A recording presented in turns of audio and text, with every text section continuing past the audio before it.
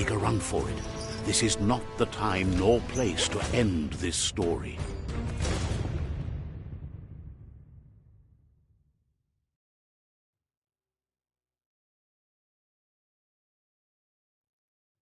This time, it was best to run and live to fight another day. Let us hope you're ready for it when it comes.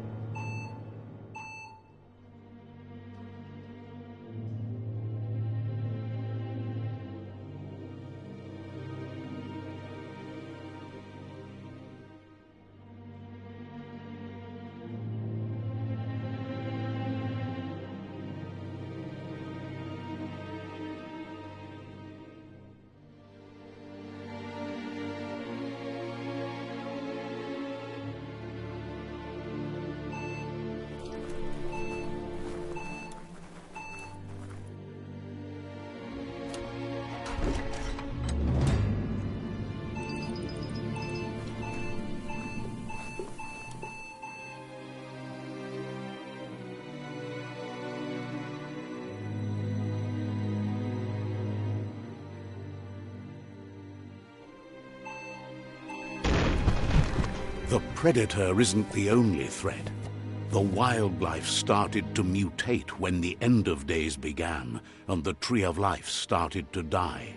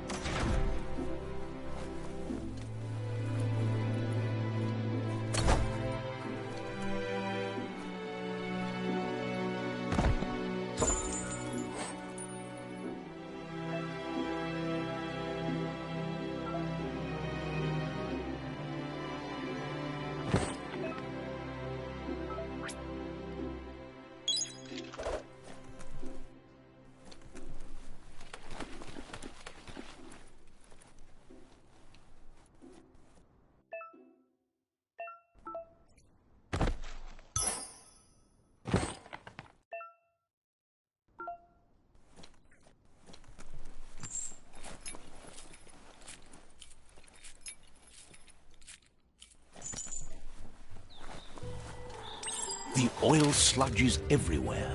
To most, it only means death. But some have adapted to a new environment and changed with it. Evolution has its ways.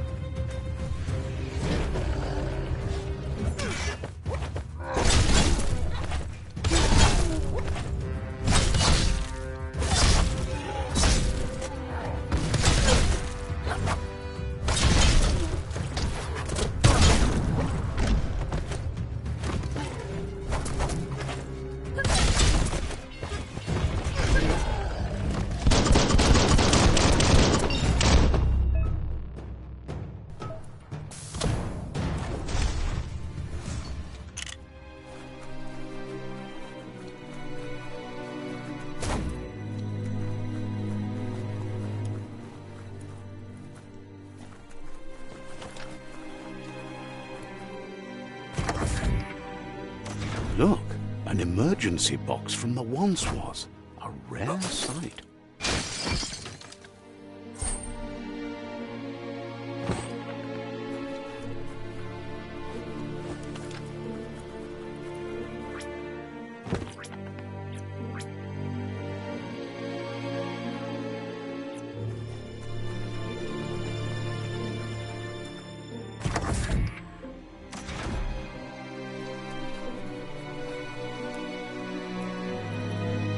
That pipe looks weak. The claw bar should come in handy.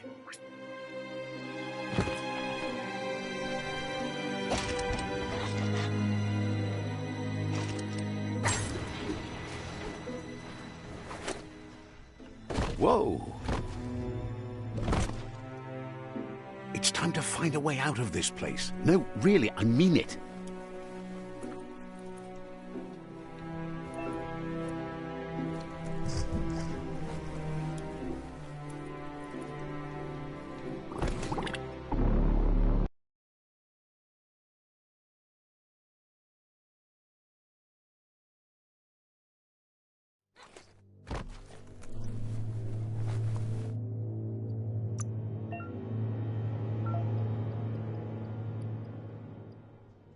So much sharper.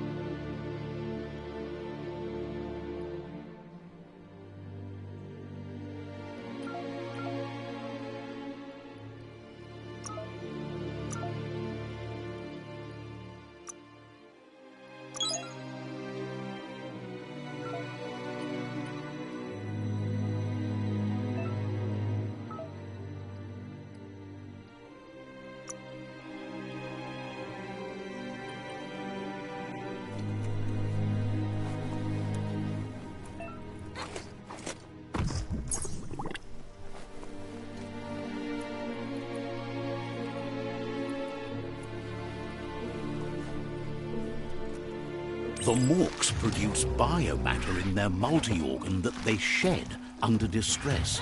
Blobs that affect the cellular coding strands of any living being when absorbed, including you.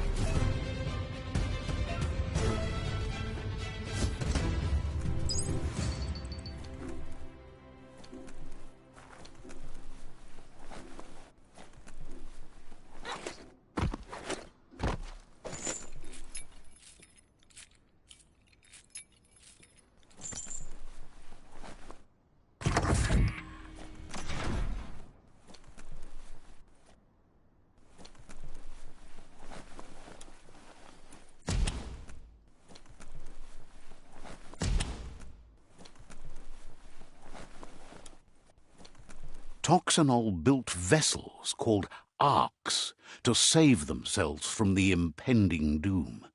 But was it too late?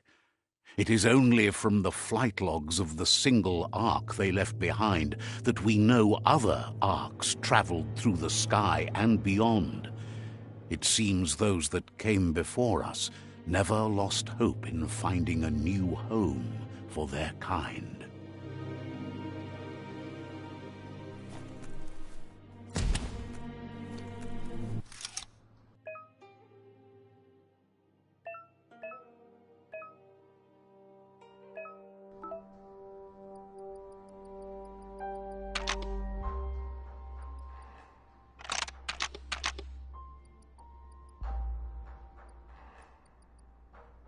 Just a few moves left. You can count.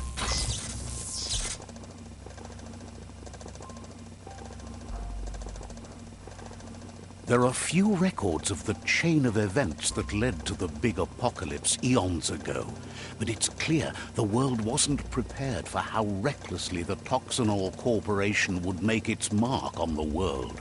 Their rare earth mining and nuclear industries generated tons of waste, and without consideration for the future, they dumped it all in landfills until they ran out of space.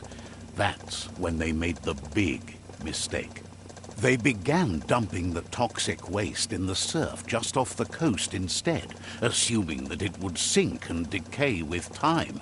And they were right, but no one was prepared for what was about to unfold.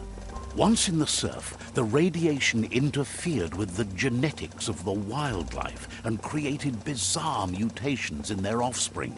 It had an inconceivable impact on biodiversity and the entire ecosystem. The world as they knew it crumbled as nature retaliated. It would never be the same again, and what remained of it became ours.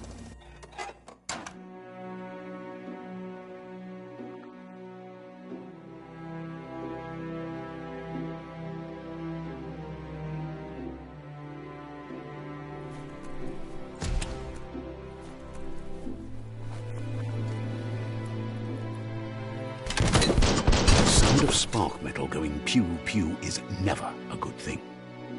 It's coming from behind that door. A warning label. The box looks like a potential brain melt. It's going to take a bit of puzzling to short-circuit the door.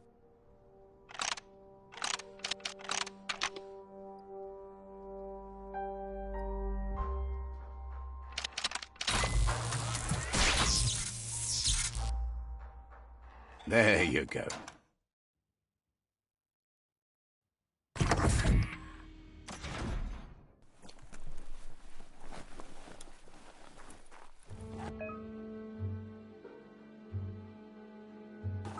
The wheeled one is outnumbered. You'd better help him out.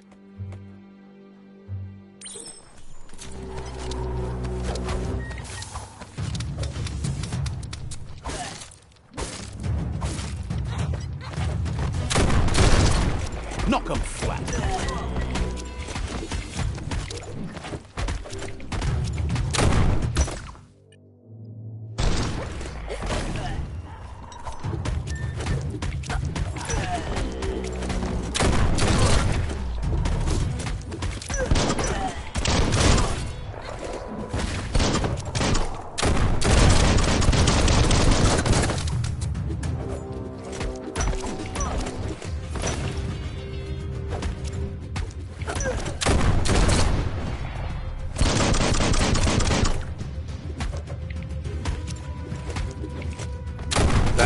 Last of them. Let's talk to the wheeled one before backup arrives.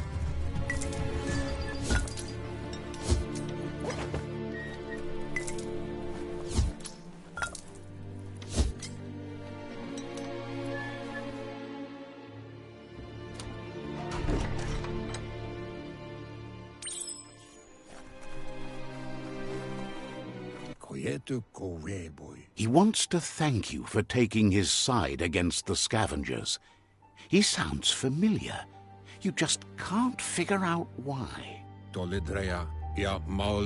He presents himself as out of date. He knows he's way overdue, but he hasn't given up. He doesn't seem surprised that you don't recognize him. You were just a child back then, the night everything changed. There have been rumors of a one-eyed Ronin seen outside the Great Wall, and he's happy to see it's true.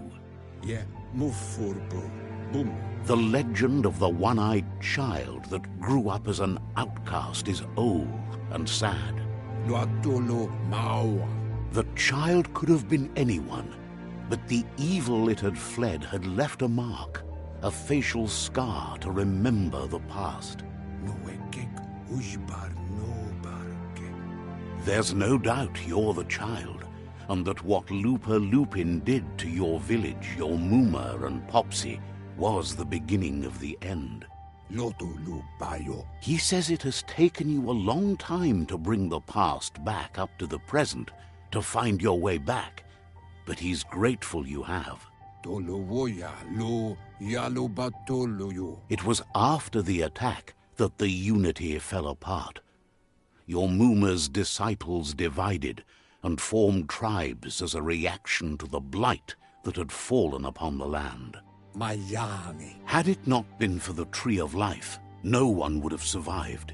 He hopes you at least remember the tree.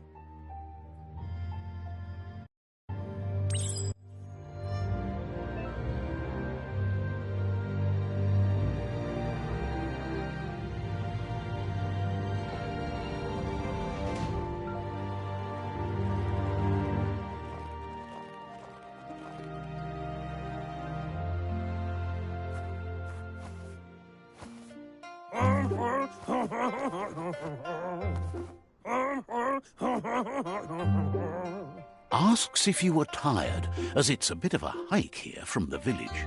He wonders if your Mooma knows you are here.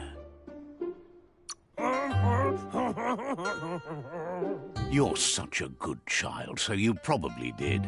Even the young forget.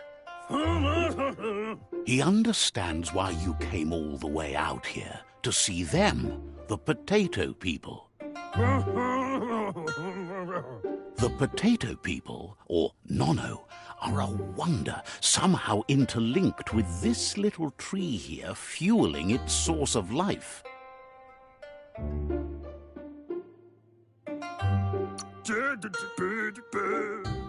You might be right. Like potatoes, they're packed with energy, an excellent source of ki.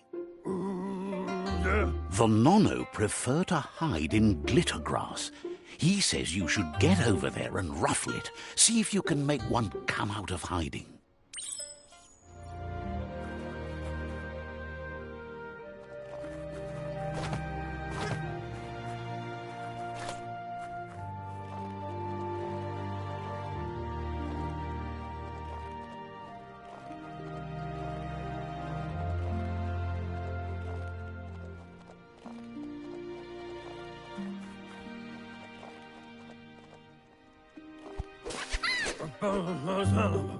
You've found one. You should be proud. They don't... The Nono's ki energy is just what the Pensai needs to complete its cycle and grow into a tree of life.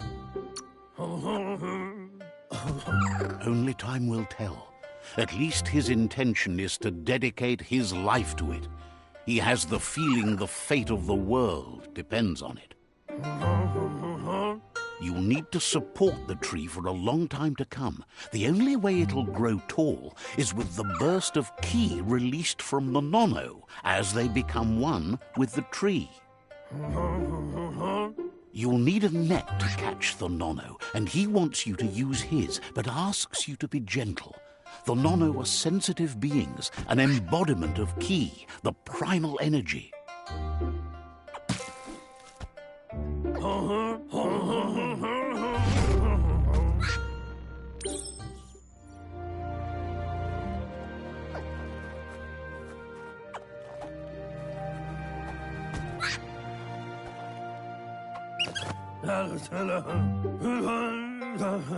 You handle.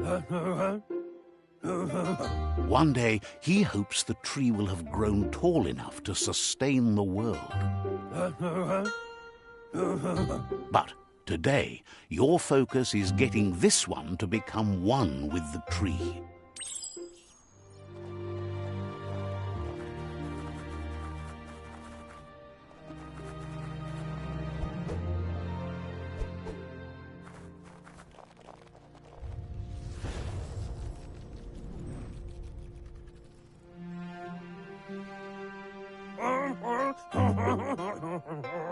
Now that you've seen the Nono's connection with the tree with your own eyes, you have no reason to doubt. From this day on, he'll make nurturing the Pensai into a tree of life, a life goal, not only for our village's sake, but for all of us, everyone. One day, the land won't be as peaceful. Not even your Mooma will be able to protect us.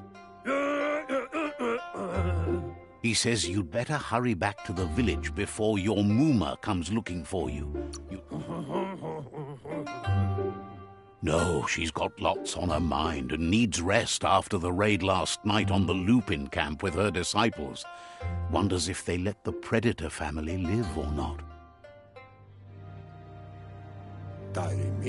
He lost you there for a while, but no memory is alone.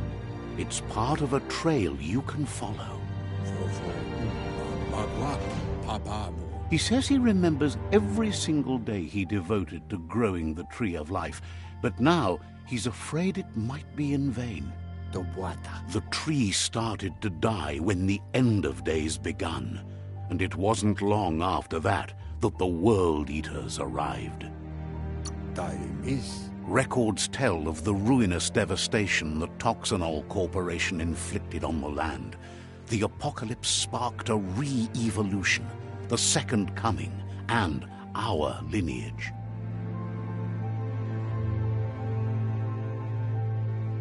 His friend Gizmo is working on a Mekton and needs help defeating the Jumbo Puff at the end of the West Route.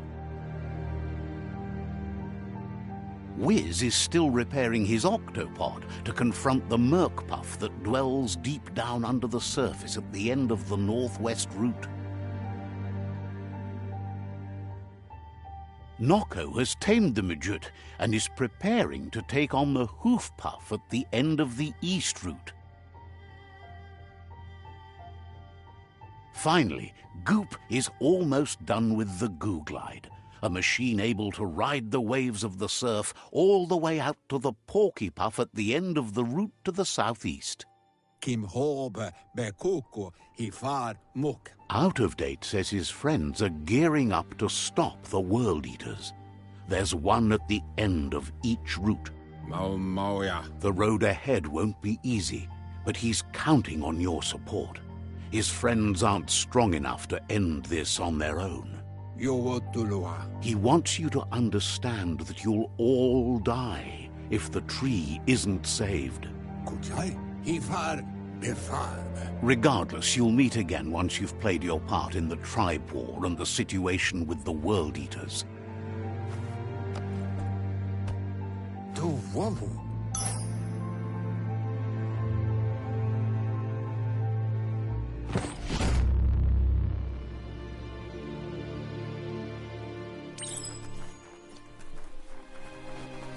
You're getting the hang of it.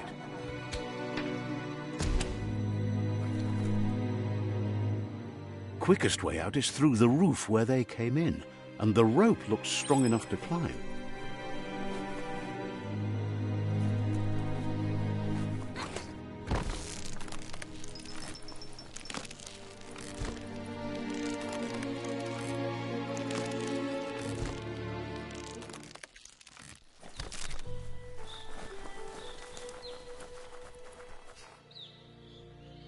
Know that the Tree of Life is dying. Its days are numbered. Without help, it can't endure the environmental change and assault from the World Eaters.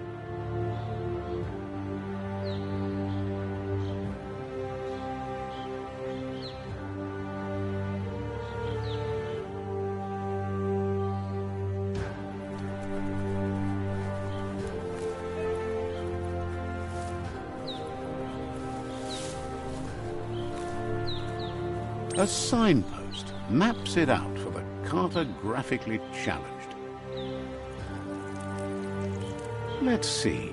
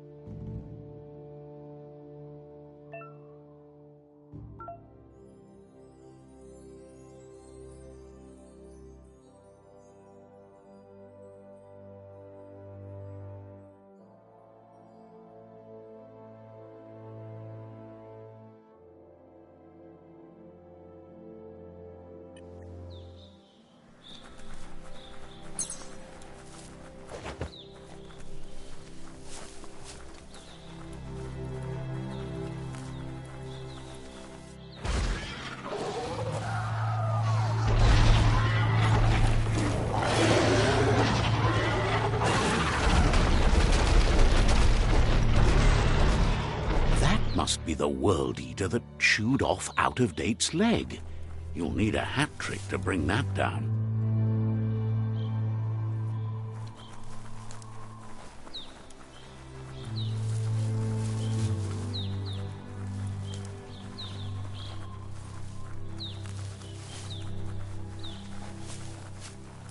Look, a survivor. Glad to see someone made it out alive. He's heard the stories about the terror inflicted by the World Eaters to other enclaves, but never expected one to come all the way here.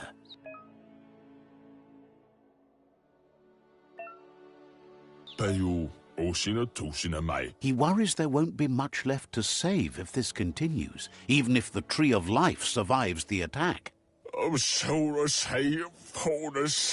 He doesn't know what your connection is to this place, but something tells him you've stayed true to your heart.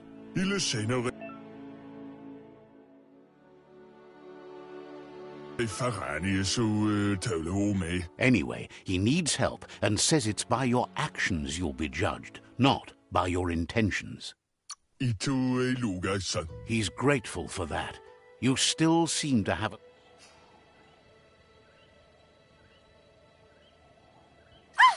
That's a spark of light in you! What's there to like about light? It hurts to look at. Not as much as it hurts to look at you. Always making this personal. And you're always trying to pretend it's not.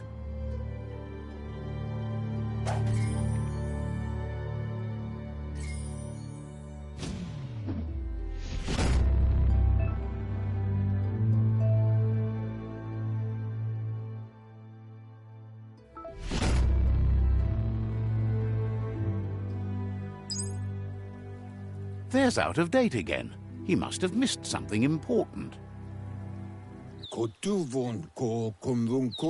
Out-of-Date says you will make a better stand against the World Eaters with the support of a tribe, and there are two nearby. The Myriad tribe is likely to be a good match as they act on the understanding of the greater good and have a code of honor. Regardless of who you choose, it won't be easy, as the conflict between the tribes is worse than ever, teetering on the brink of war.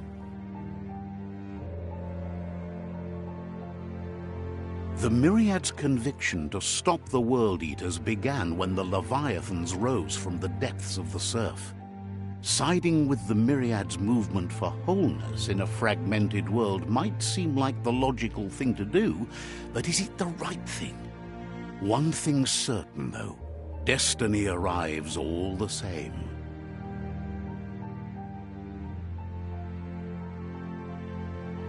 The Jagni tribe only ever had one conviction: to bring balance to the world by wiping out the weak. They believe a cleansing is necessary to restore the world and want to let the World Eaters bring down the Tree of Life. But siding with Jagni isn't necessarily a bad thing. Fate will find a way. Out-of-Date says someone needs to break the stalemate and shift the balance of power to either Jagni's or Myriad's side. He believes the tribe's Sifus, Myriad especially, will listen to you and expects you to pay at least one of them a visit and play your part. Out-of-Date will be waiting for you beneath the Tree of Life if you lose track of what you need to do.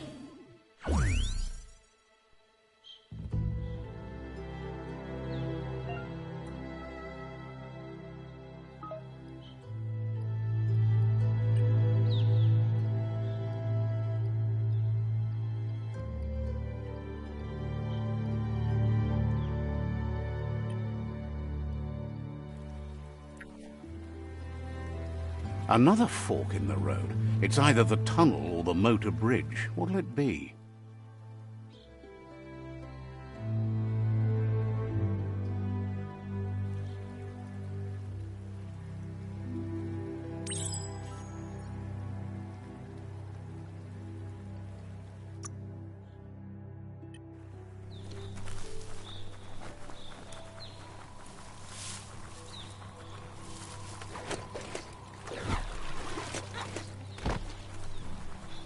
It's unusual that natural tunnels like this still exist. Most of them got flooded.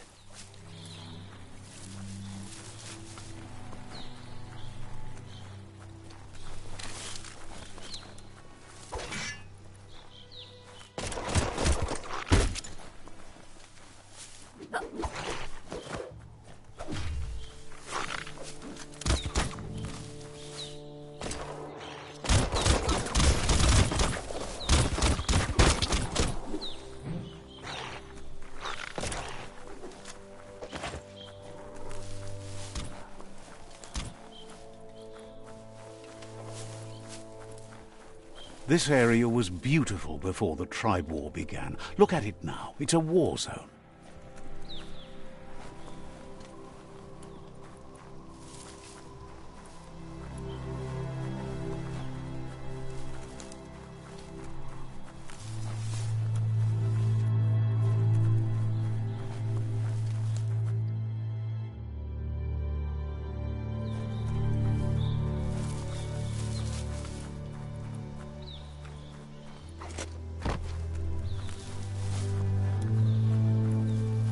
That's the Myriad Tribe's fortress. Will they be friends or foe? You should head up there. That way you'll know.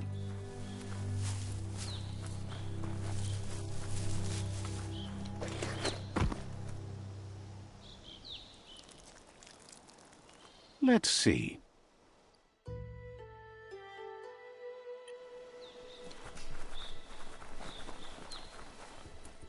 It's a beaten path to that door. If you go there, you'd better make an entrance. Says they're wary of strangers. They're at war. Says their door is always open for anyone willing to join their cause.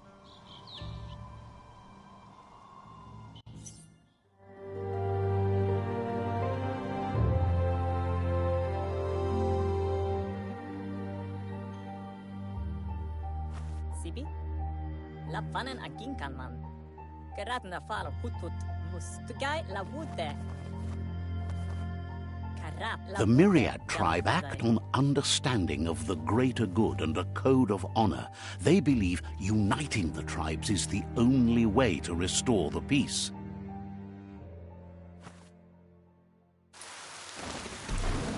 The Sifu is convinced that defeating the World Eaters and saving the Tree of Life is the only way to make the world a better place. He welcomes you to the Myriad Fort and introduces himself as the tribe's Sifu. But he was hoping you'd show up. The news of a vigilante Ronin on crusade crossing the Great Wall through the crack in Bunker 101 has preceded you. He heard you took out-of-date side against the scavengers in Bunker 101. It seems you believe in helping your next, and that's something you have in common. There's something about your spirit that sparks memories of you as a kidling. He can still sense you're kind-hearted. The Sifu says sometimes one memory can make another come to life. He hasn't thought about your Muma for ages, even though she taught him a lot. He was one of the original Wang Fu disciples. Your Muma invented Wang Fu. Originally, it consisted of unarmed combat and the 6 weapons: the boomerang, the shuriken, the bow, the staff, the nunchuk, and the hook and chain. Myriad wants unity between the tribes. Their goal is understanding of the greater good and establishing a code of honor. If you believe there's some good in everyone, there's still hope for tomorrow. You'll unite the tribes and defeat the World Eaters. He was hoping you'd join them. You understand that there's no harm in doing good to others. The Sifu was waiting for something to tip the balance in their favor, and with you by their side, he's confident you can unite the other tribes. The one you should coerce first is the Jagni tribe.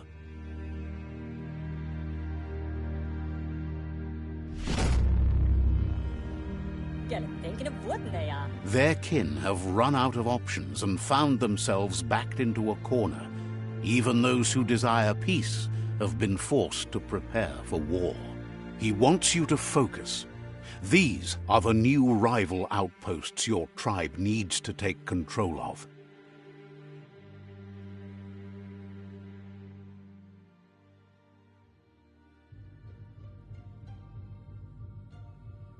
He says you'll regret not being on their side.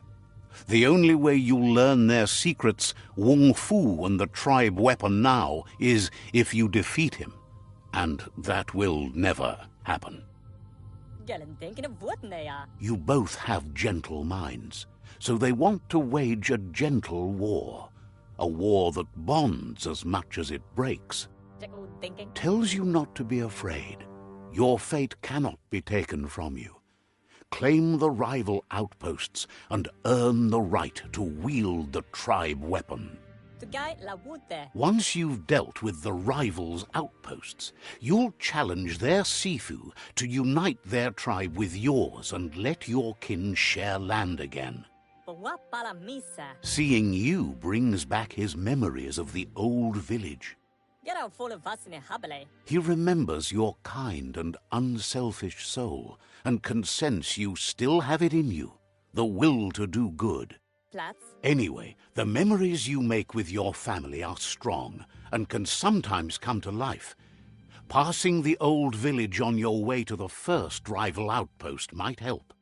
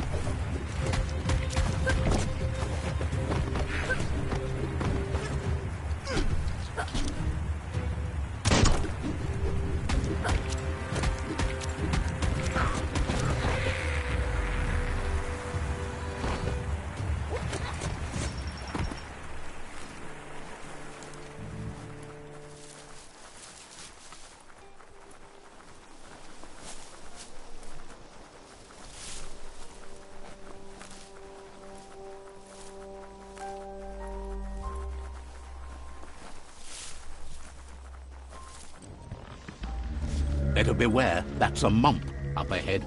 They were hit hard by evolution, the wonky ones especially.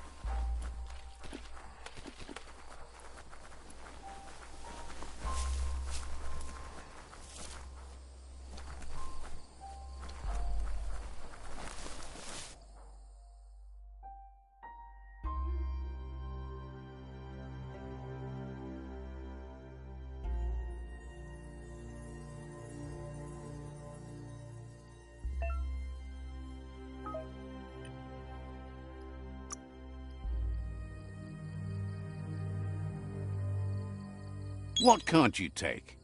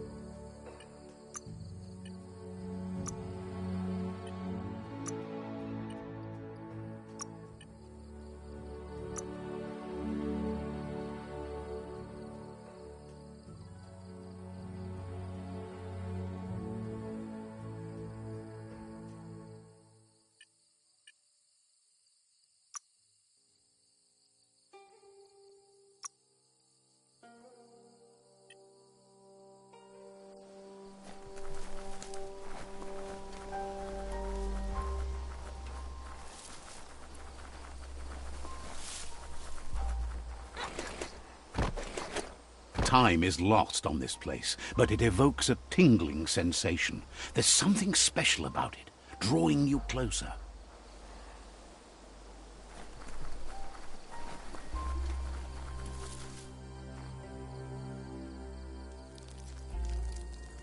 Let's see.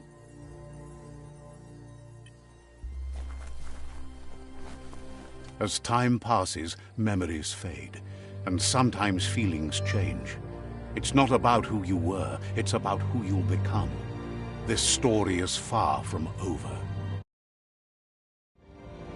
Echoes of a long-lost past, like whispers in the wind.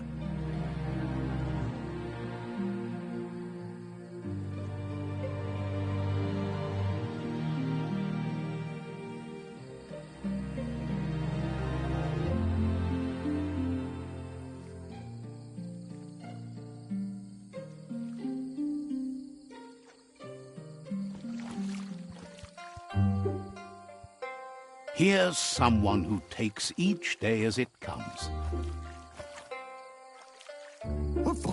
He wonders where you've been. He hopes you've been out at the lake, practicing your swimming technique. He understands Wang Fu is hard. That's why your Muma only has 6 disciples. Doing just one thing helps you get more done in less time. He thinks you should really know how to swim by now. Why not? There's no better time to do what needs to be done than right now.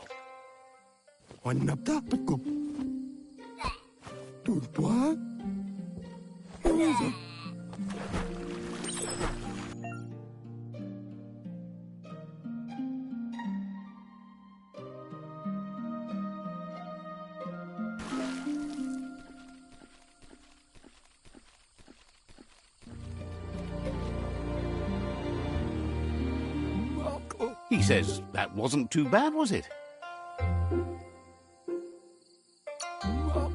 Way to go. Don't let the sound of the waves drown out your spirit. But you need practice. Lots of practice. Judging by your Muma's look, it seems you forgot something. You promised you'd train with her before the sun goes down. It's time to go.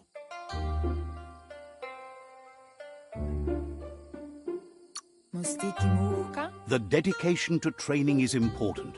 You can't rely solely on the fact that Wang Fu is in your blood. You should know, practice makes perfect. She'll see you at the village square. She says that's good. With a passion for learning, you'll never cease to grow.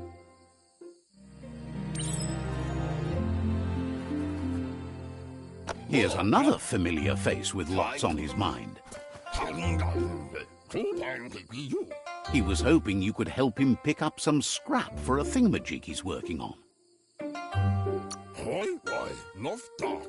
He thinks you're truly a kidling of your environment. You should look for things that are recyclable. It shouldn't take you too long to find some.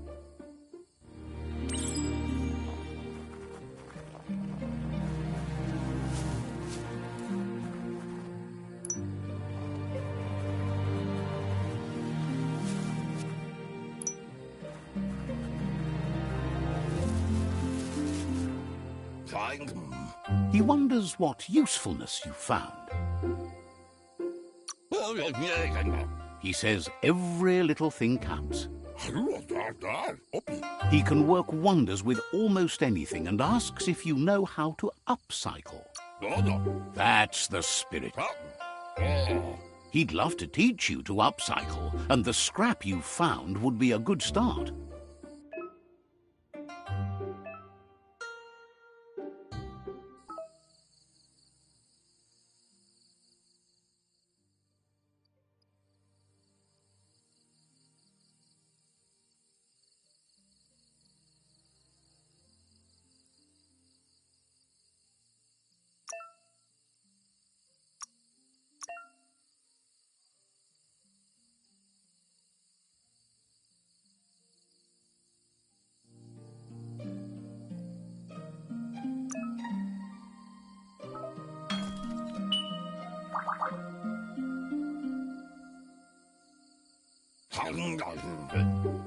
You did well, but he can't help but wonder why you decided to craft a weapon.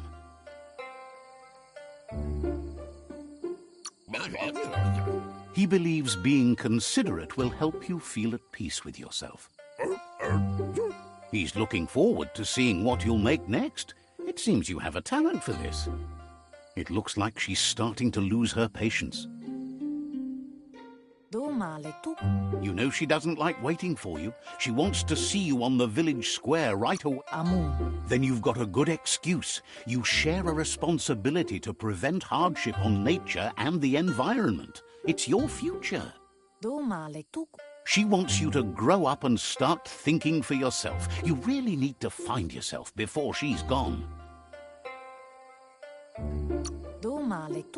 She won't live forever, you know that. But she intends to make the most of every day she gets, especially the ones you share together. You've always followed your own path, but this time she needs you to follow her.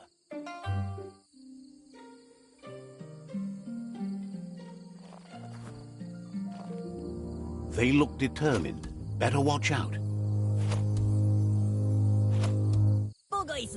He asks you to stop right there and wonders where you think you're going. That makes him wonder why you were here looking for it. There's no way they'll let you pass. He wants to know who you think you are.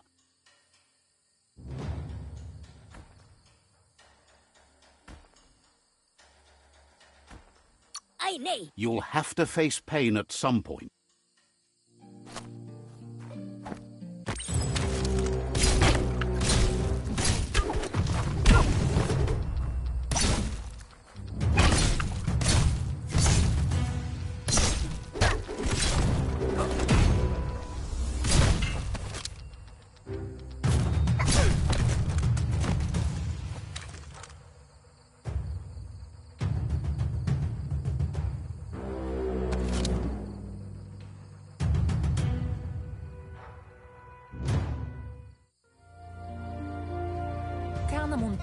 She asks if you're hurt. What happened?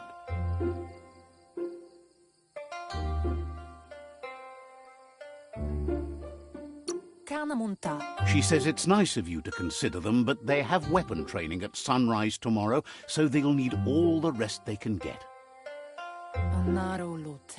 The most important thing is that you're okay. It's time to focus on your training now.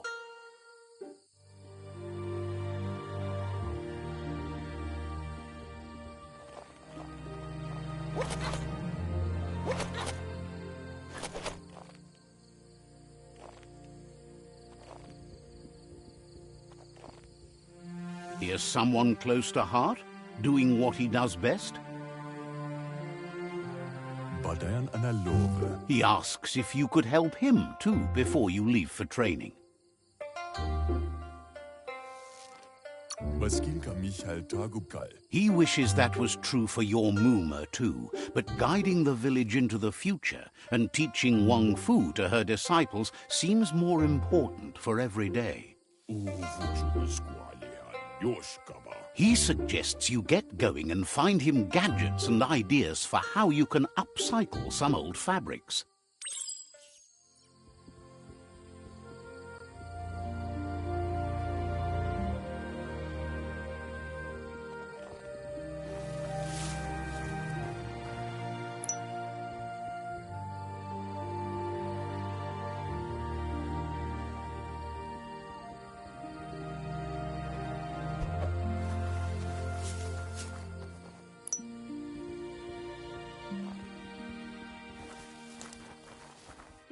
Mich. He's curious to see what you found. He's all for renewal and has even considered making the trip out into the wilds to look for a bionucleus pool and refresh his DNA. He says it's about time you learned how and offers to teach you, starting with the scrap.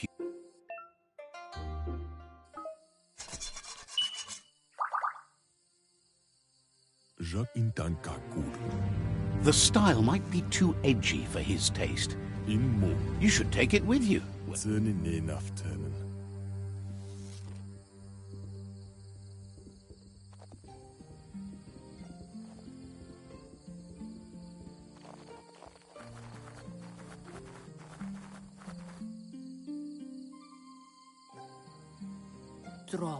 Your Muma says it's about time you got here.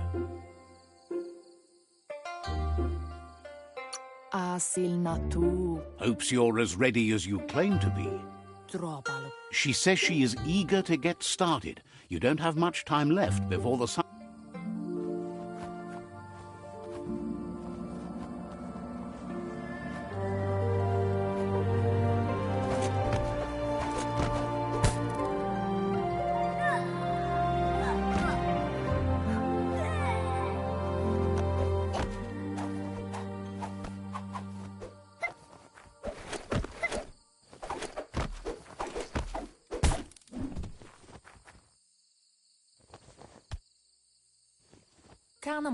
Your Muma says you did well today. She's so proud of you. That's all she's ever asked of you. Andro? Been working on a present for you, with the help of Gizmo and Wiz. You should go see him and find out what it is. You've deserved it.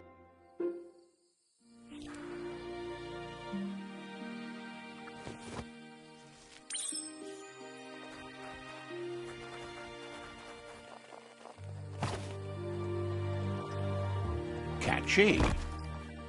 Kalino? Your Muma says she's never seen an apparatus as green as this little thing. It's wonderful. Antoro. A piece of Scraptronics like this has built-in old-world tech that makes it a potent communication device. Anora kapapom. It's called an automaton, and it's hardwired to your DNA. It'll follow wherever you go and see whatever you see.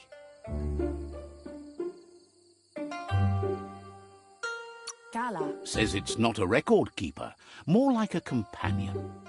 Your Muma says you look tired. No wonder. It's been a long day.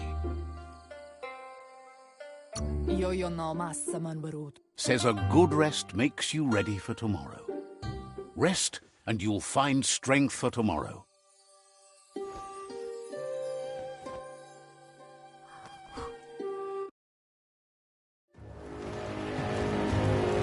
Nothing could stop Luca Lupin from setting the world on fire.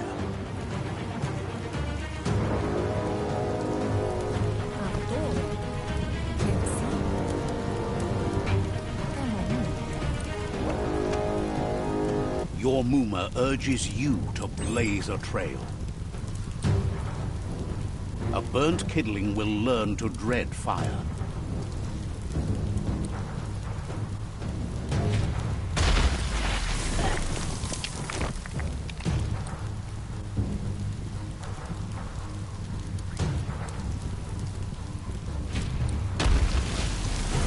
Give it a last burst and you'll make it.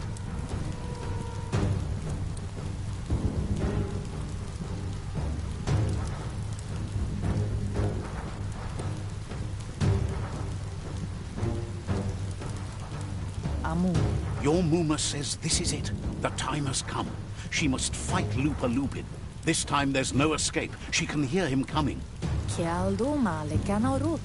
Whatever happens, you need to know she loves you.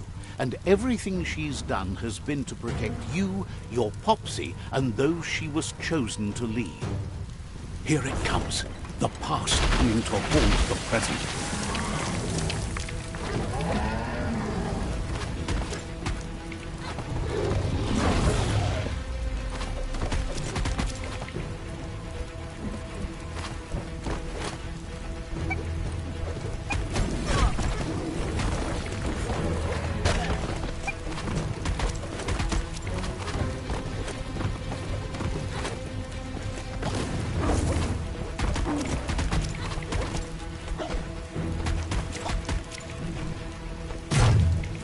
You must go through fire and water to make it out of here.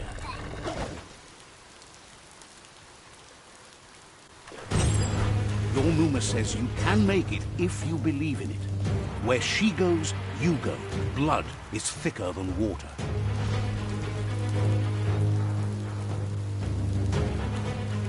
You're in deep surf. Don't make waves.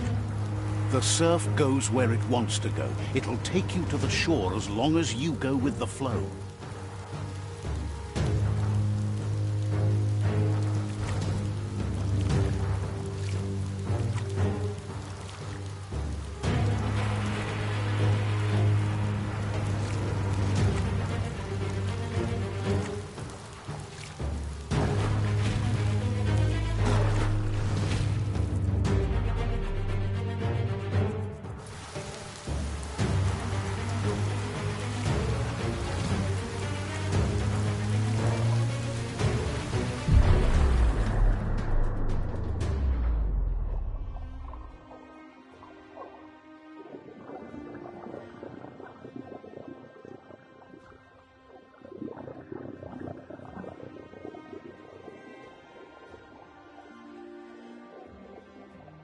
Death is not to be feared by one who has lived life with a pure heart. A part of her will live on in you. The creature is hungry for more. Nothing is going to stand in its way now.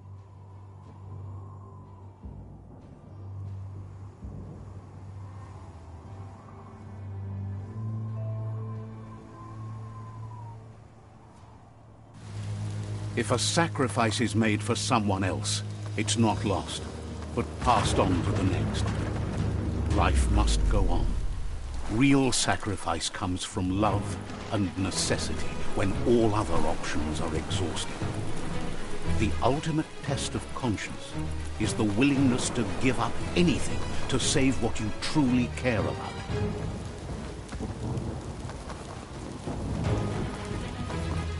What you do for yourself dies with you.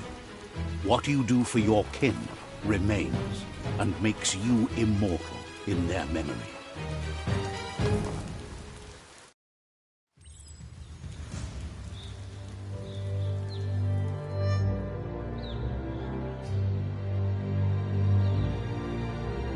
As the moment fades and is lost, the only thing that remains is loneliness.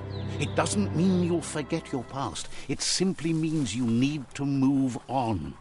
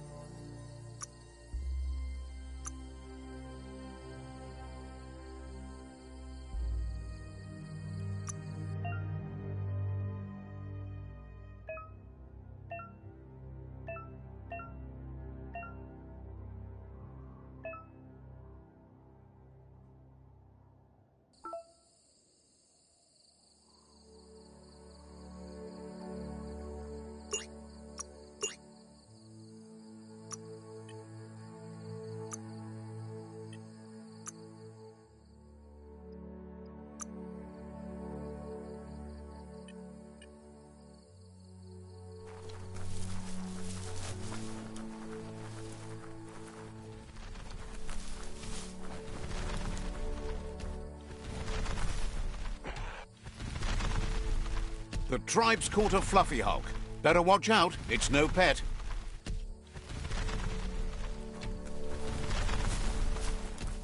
They couldn't keep it down. Fluff hulk's on the loose.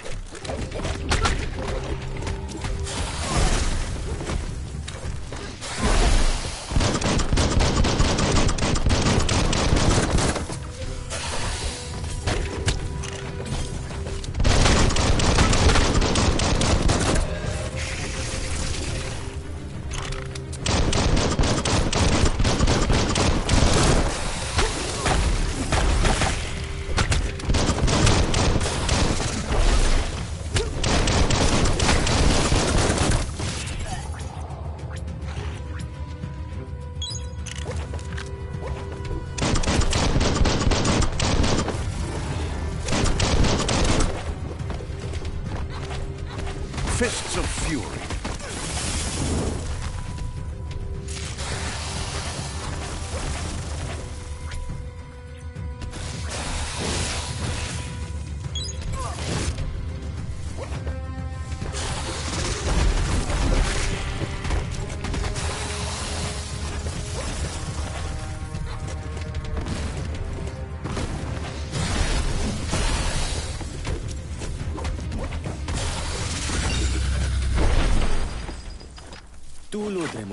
They've a group of myriad crusaders already headed out to Jagni's Mercadorpus outpost and are waiting for you. You should hurry there and help them best the outpost. Not really. It's west of Bricktown. You can spot Gizmo's chug yard from the hill it resides on.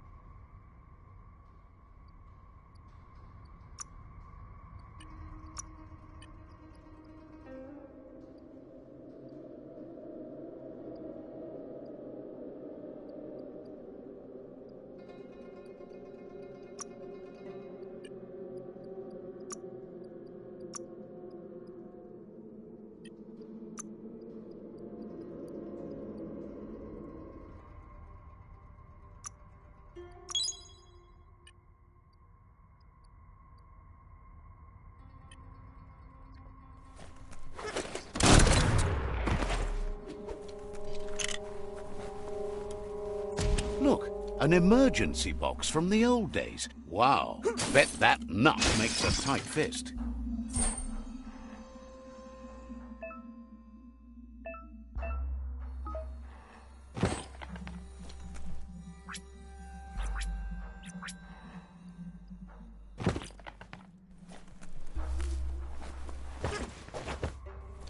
Toxanol was something called a corporate juggernaut, and our world still bears the marks of the massive ecological catastrophes they inflicted upon the land. The apocalypse they caused was the end of days for their world. But for us, it was simply a beginning.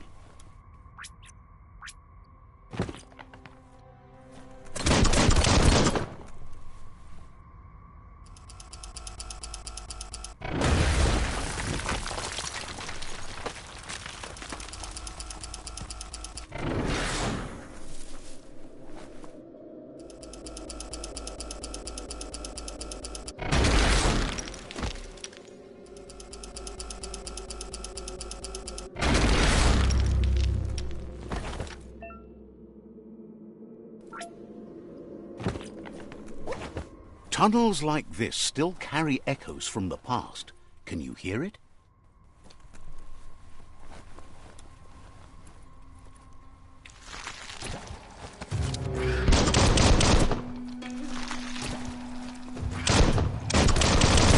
Nice shot.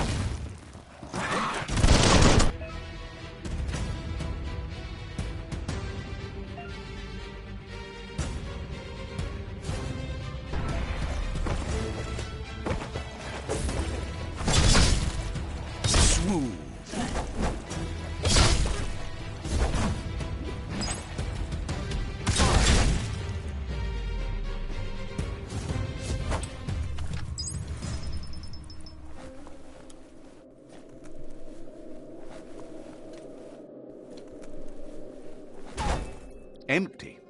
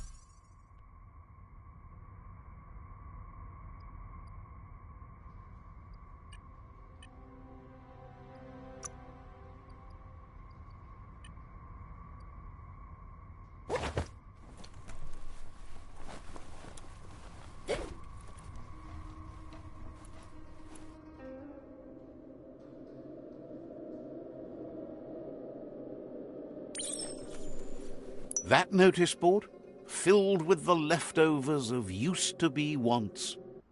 You're getting close to one of those old Toxanol brick towns. Pay attention. The Toxanol Corporation made this place, and then just threw it away when they were done with it. Well, small ones.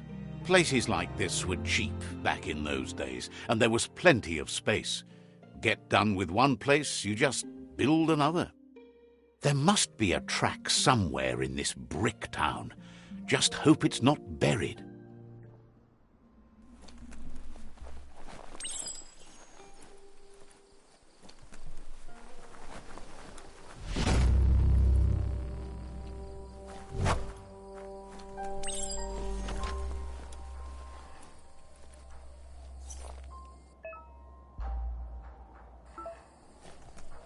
Even forests don't last forever.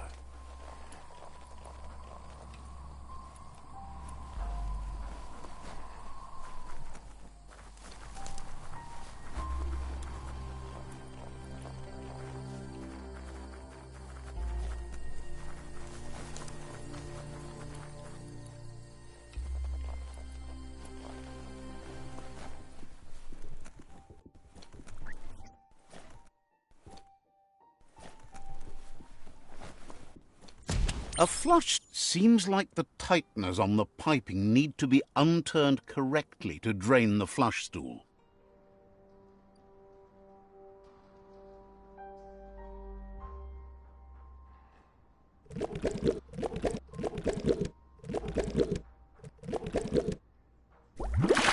You need to unturn the pipe tighteners to drain the flush stool.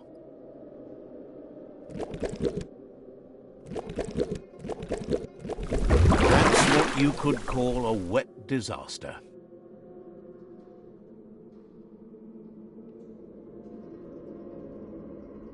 You need to unturn the pipe tighteners to drain the flush stool.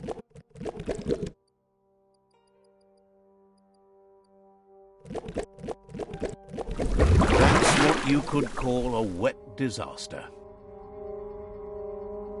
You need to unturn the pipe tighteners to drain the flush stool. That's what you could call a wet disaster.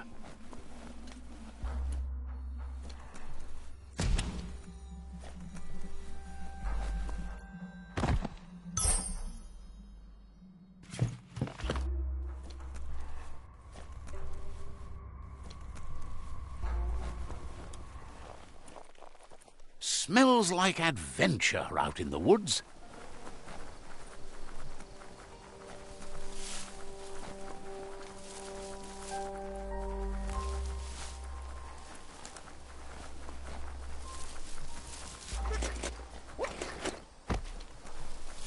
You found the whereabouts, the deepest, darkest forest in the land, sometimes hard to see for all the trees.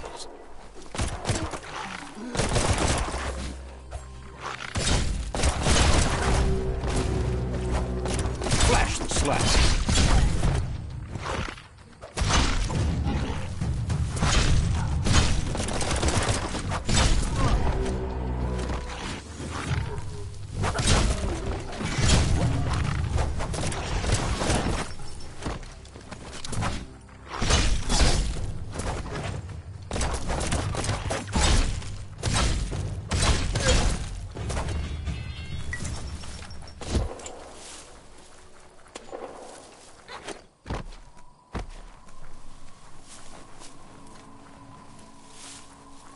That's a Jagni tribe outpost.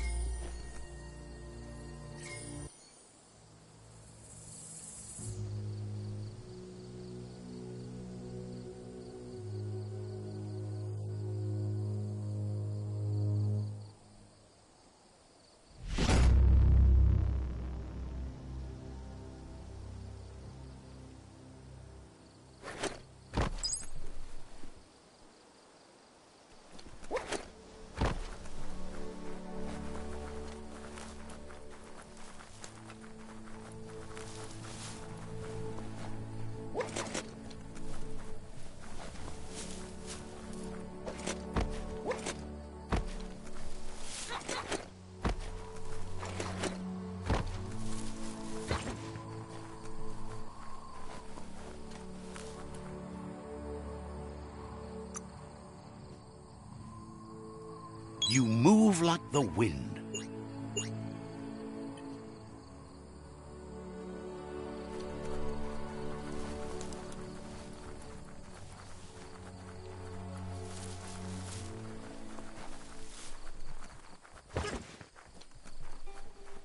That's a resource totem, a monument left behind by those that picked scrap, trying to keep the area clean.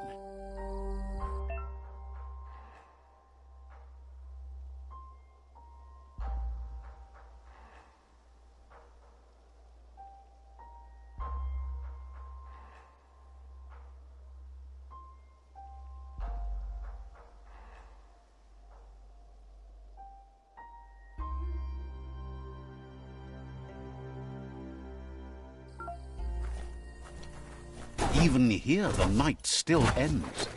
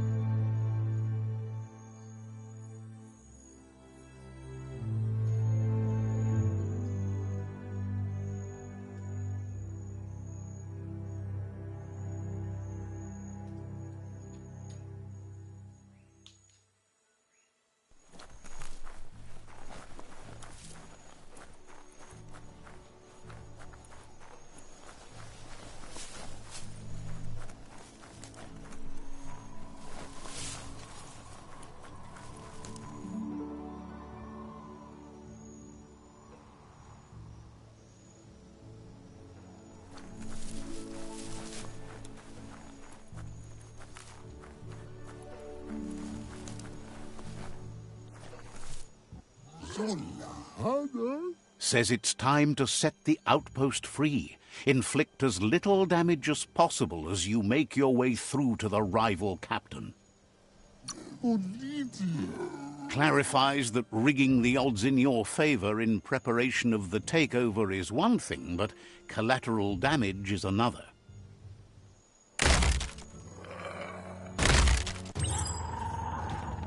Here's the first line of defense.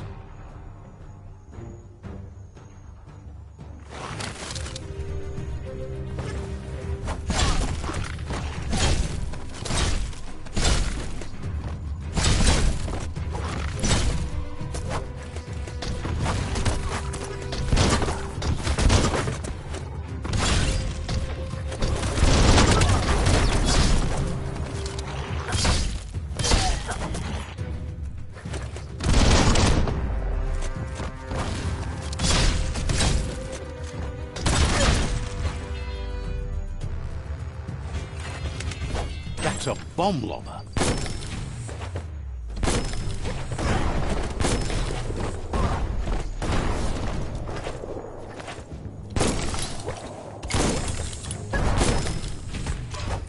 That hit the spot, wrecked it.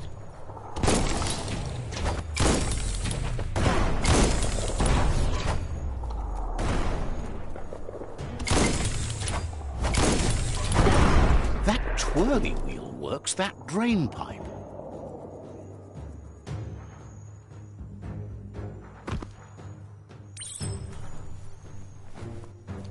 Spin the twirly wheel and open that drain.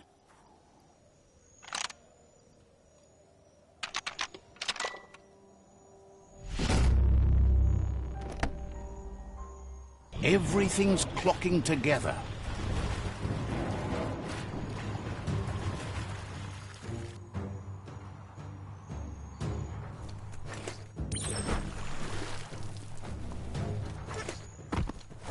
So many keys, so many locks.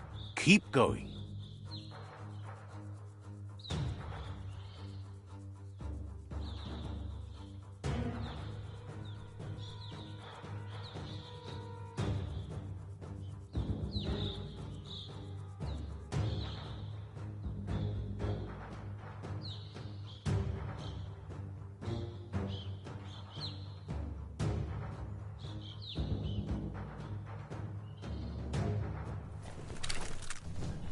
That cage is holding a helper.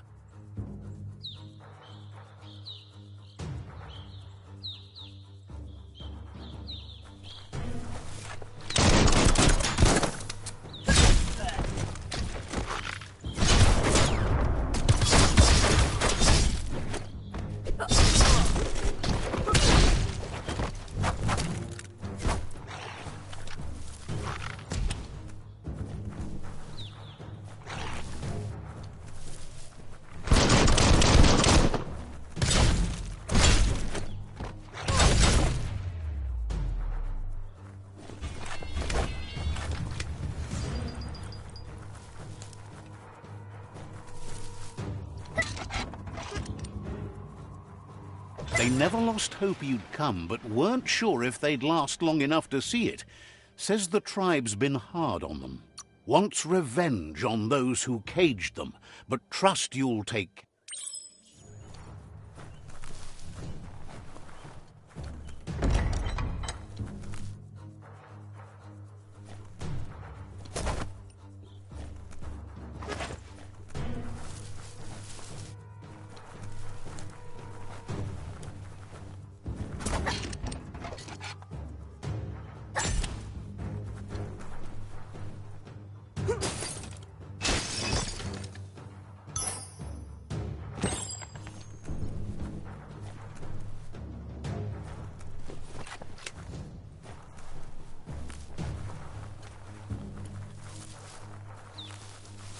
A sharpshooter. The scaffolding looks unstable.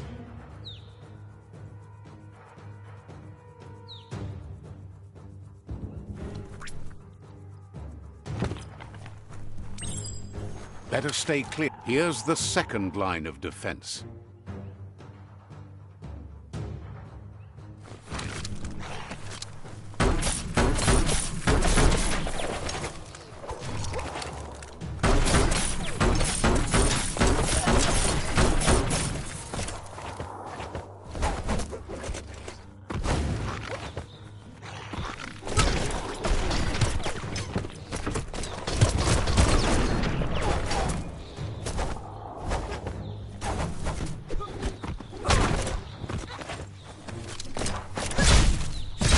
red means danger.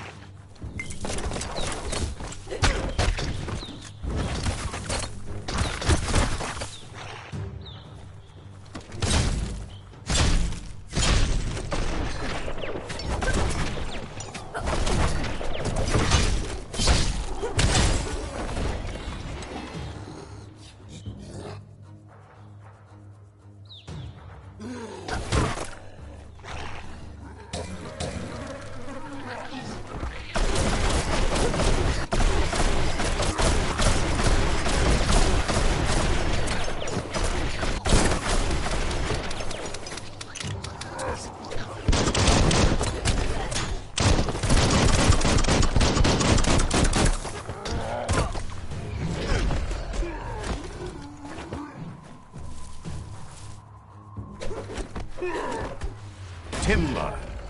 Bet a big bump will bring it down.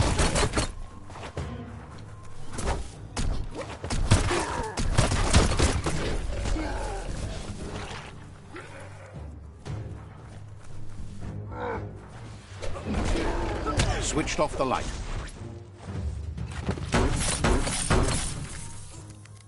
A barrel shoot.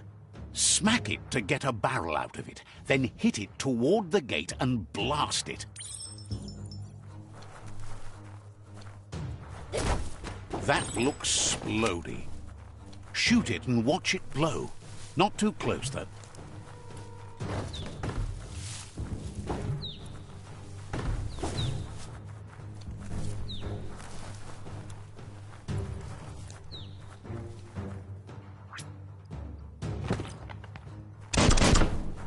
Kaboom! You're in.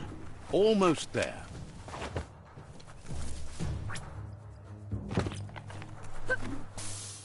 The outpost belongs to your tribe now.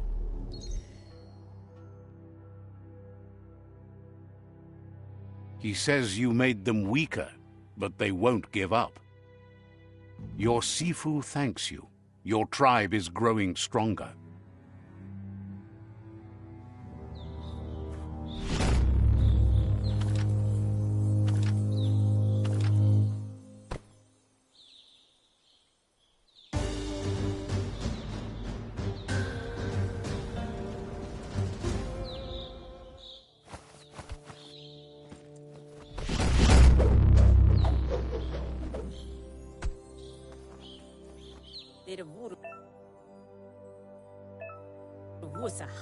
Says you did a great job capturing the outpost. You've earned the privilege of carrying the tribe's weapon. Figures the honor belongs to the tribe, too. Out of Date says he's doing his best to keep up, but from what he can tell, it seems you're making progress with the tribe conflict. To why? He had a feeling you'd get along with the Myriad tribe, but it... Ya, you Mawa. You seem to share the same values as the Myriad tribe. You both have the same optimistic outlook on life. At least, for now.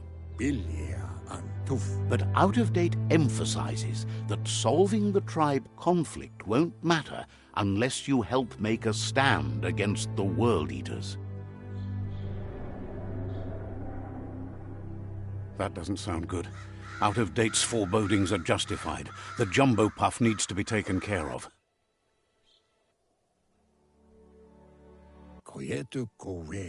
He says the time has come to confront the jumbo puff at the end of the west route.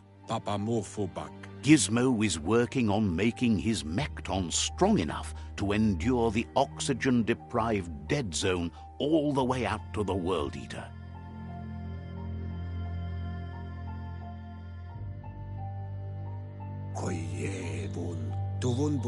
You should get over there and see what you can do to help.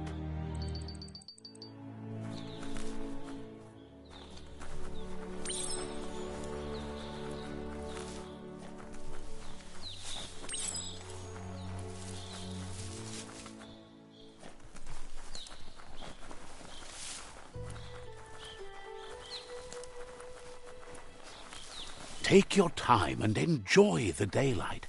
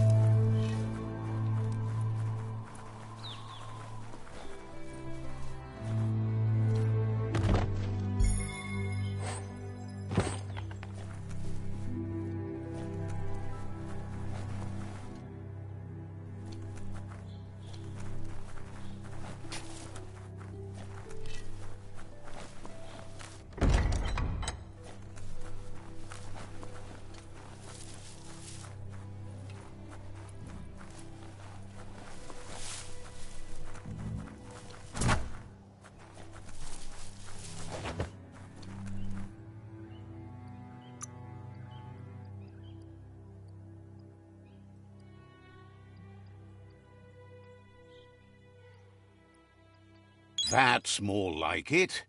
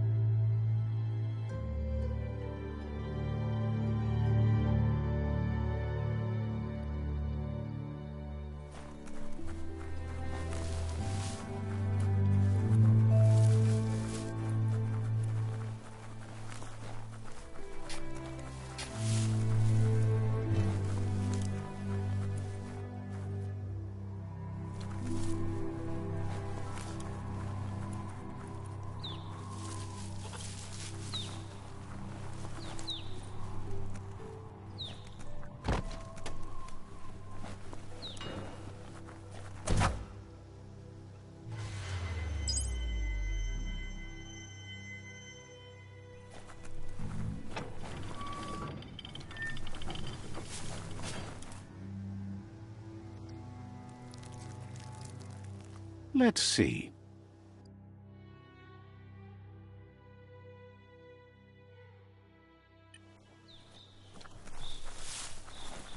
Mercadorpus Outpost, a Jagni tribe stronghold.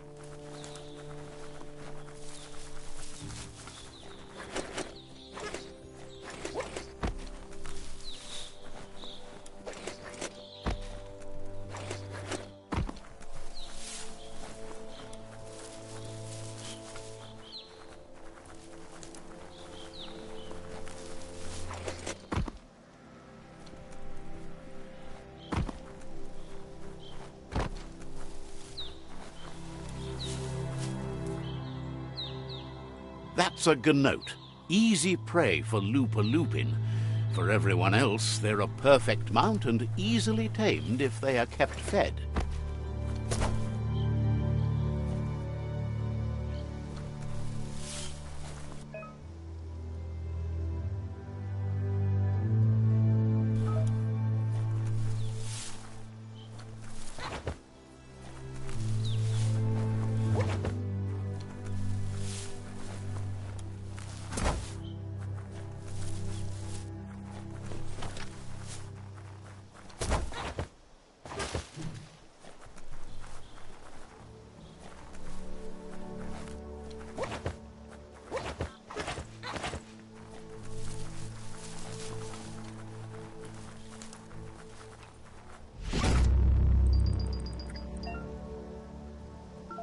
You're still aboard your mount, which is probably a good sign.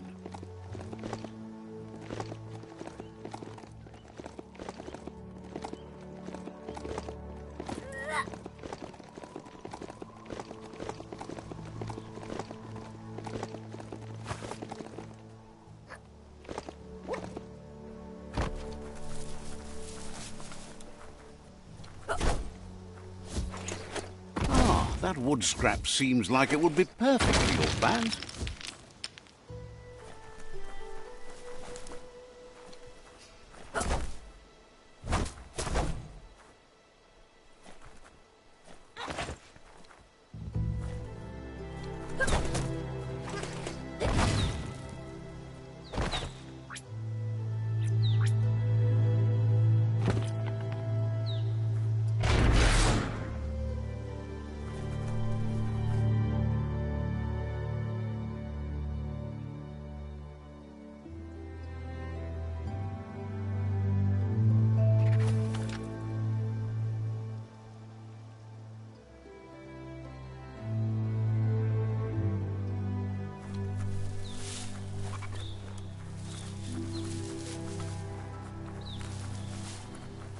It's the chug yard.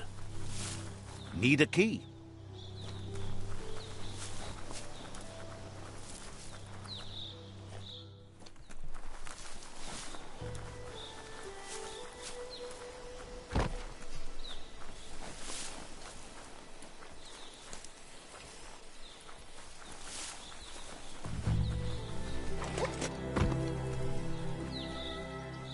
The board mainly has posts from those that used to work at the chug yard back in the days gone. They don't make much sense these days. Not much more to say about the board, but Gizmo is holed up in the underyard here working on that Mekton of his. The Toxanol Corporation used to run chugger-chuggers out of here, big machines on rails with smokestacks that fouled the air. They can carry you anywhere you like. Well, anywhere that they go to, and then you can leg it from there. You're on the right track. Keep your eyes open.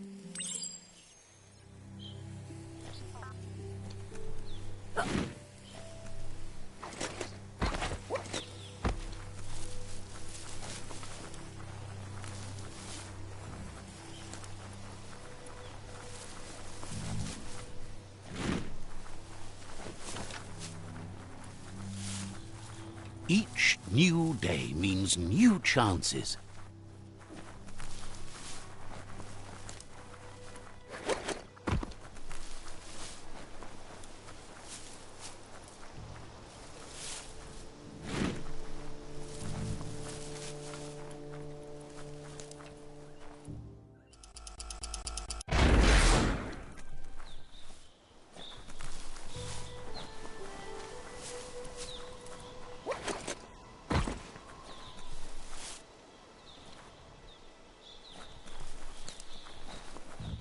That's shutting good.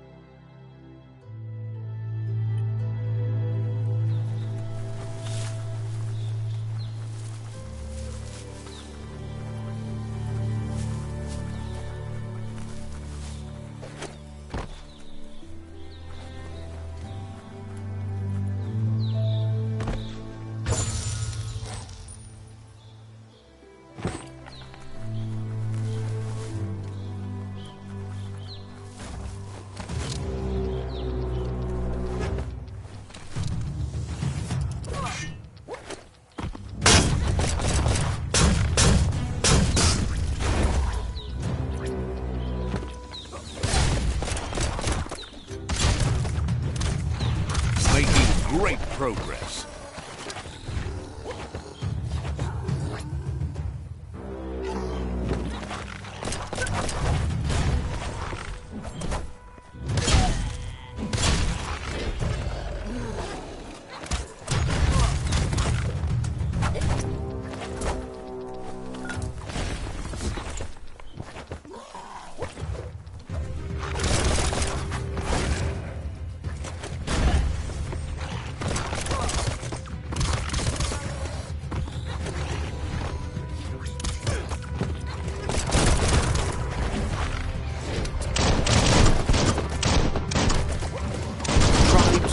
Scavenging for scrap, and the yard has plenty to go around. But they should have stuck to looting instead of playing around with sprockets.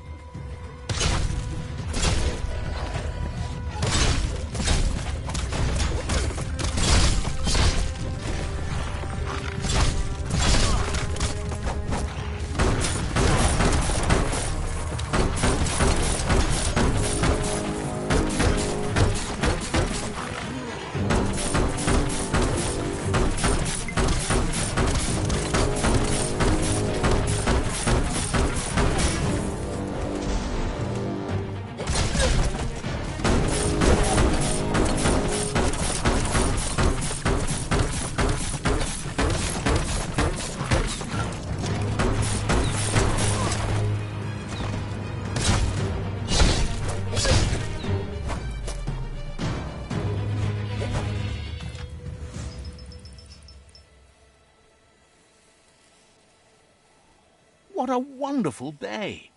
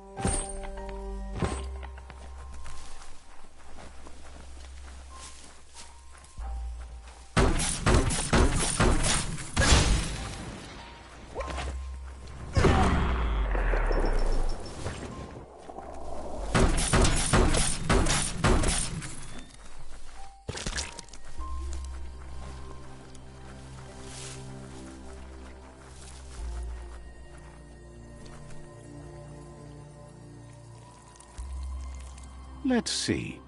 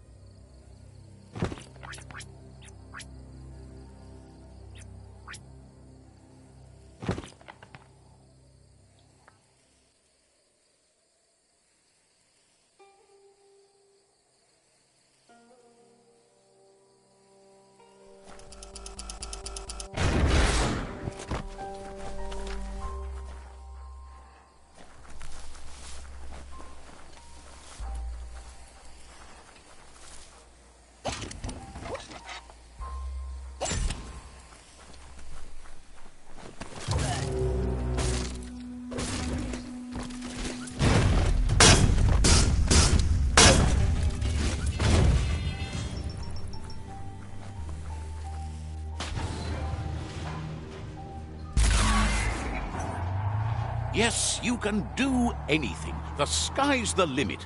Now, let's take this back to Earth. Wow, you really took that all the way down to the end, in flames. This story is as powerful as you'll let it be. It's a wonder some of these up and downs still work. Guess they built machines better in the past.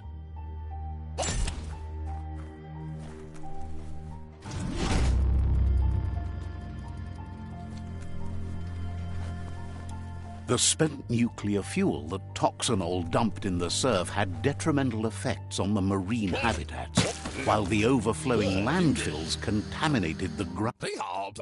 I need to brush up on my Wando, but I have a feeling he believes it was you that caused the bang at the yard. Oh, and Gizmo remembers you as a nice kidling, and he can still sense the warmth of your good heart. But Gizmo says how you experience a memory can be different. You know the story, but sometimes the truth it brings is personal.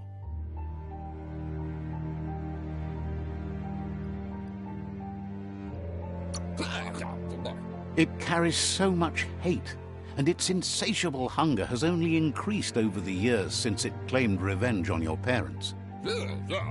He understands history made Lupa Lupin a big part of your past, your present, and soon, your future. You still believe there's some good in everyone. You still have hope for tomorrow. He says you should know that what's meant to be will... Gizmo encourages that. You should forgive, but never forget. It'll provide some comfort to your soul and keep the memory of lost loved ones in your heart. Fan that flame!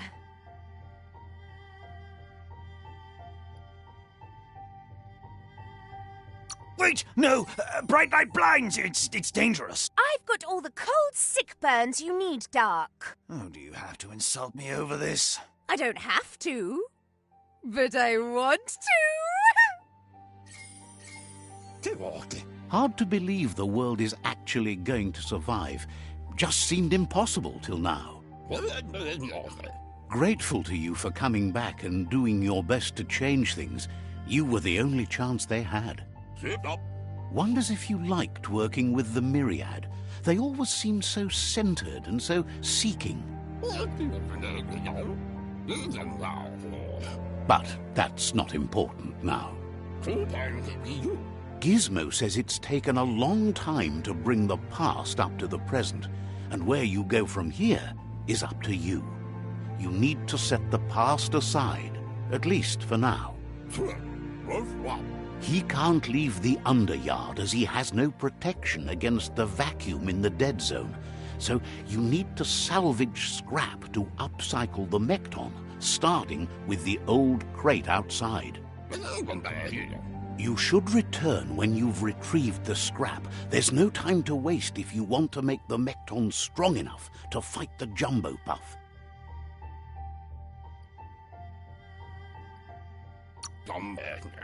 It's the part of the land that suffered most from the apocalypse. It's deprived of oxygen, making it next to impossible for anything but creatures that were most contorted by the contamination.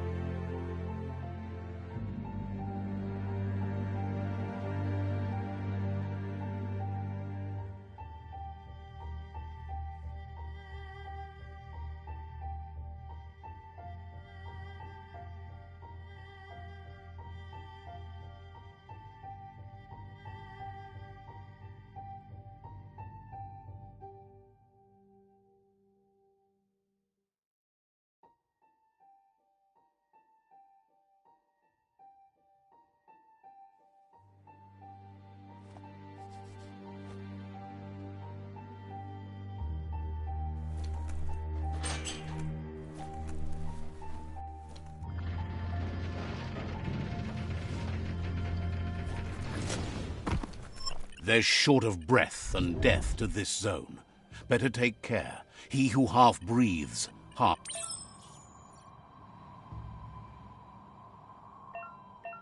You might get a killer headache from this.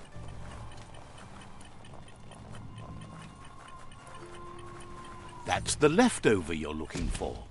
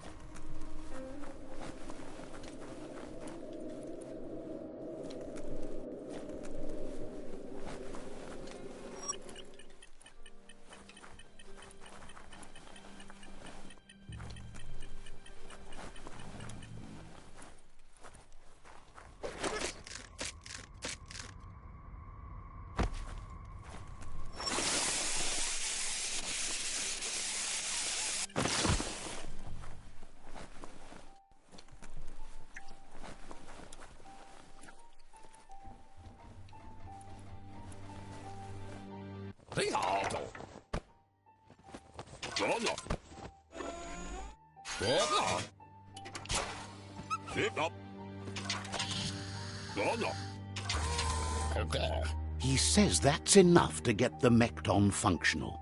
You'll have an engine, a fuel soaker, a gun, and a gathering net, but no armor, nor enough oxygen supply.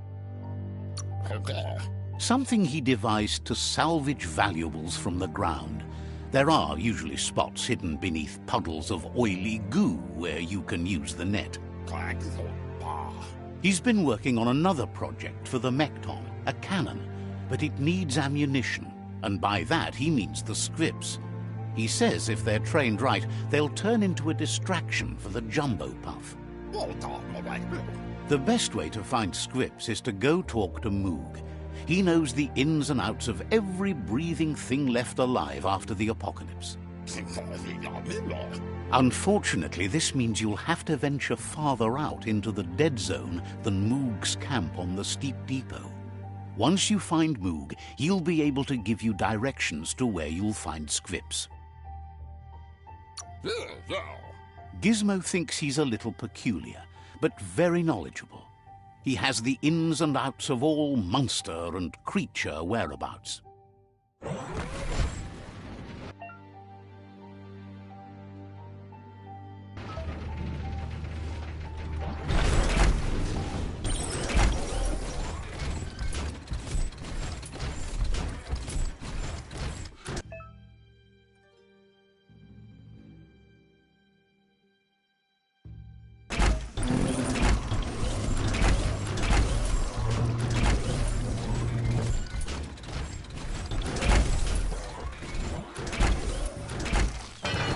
Are you scared yet?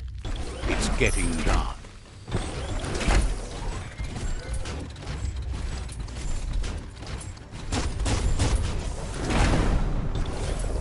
The Grease Monkey's Mekton is built sturdy, just like himself.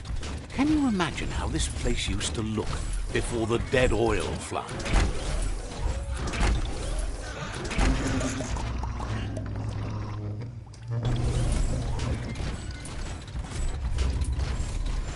Might want to hold your breath before you head any further. You're about to witness the breathtaking vistas of what's known as the Dead Zone. In the old world, roads like this really led somewhere.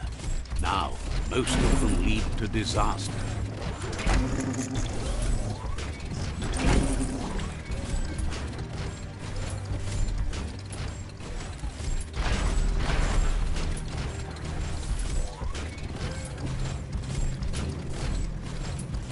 That over there is Steepo Depot, the cliffside that Moog hangs on to.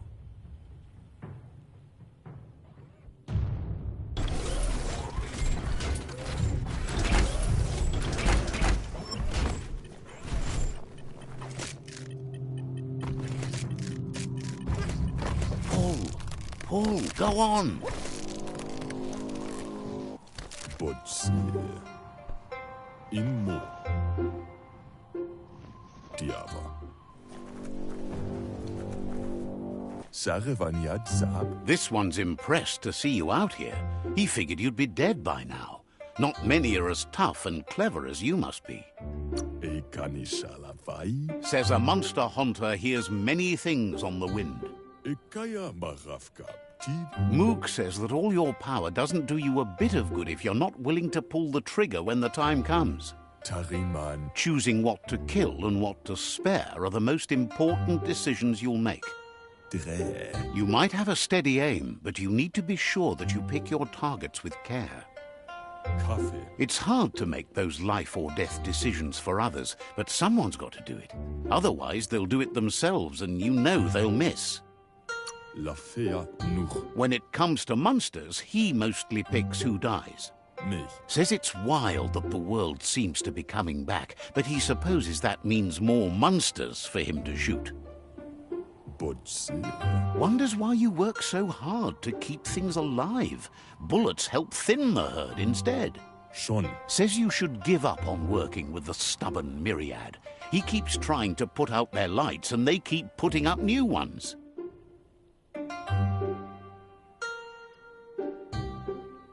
Schon. Says they keep the monsters away. He needs them closer, not farther. Butsi. But enough of that, right? He says the wildlife, nature, has changed and turned against us. Instincts of survival took over when the world changed. He's not sure about their veggie diet anymore, and if it's changed, who knows what it's done with the chemical composition of their body output. Intabadam Waksuva. Right now, though, he feels he's come to a point where he's got a pretty clear idea on the whereabouts of monsters, both tall and short.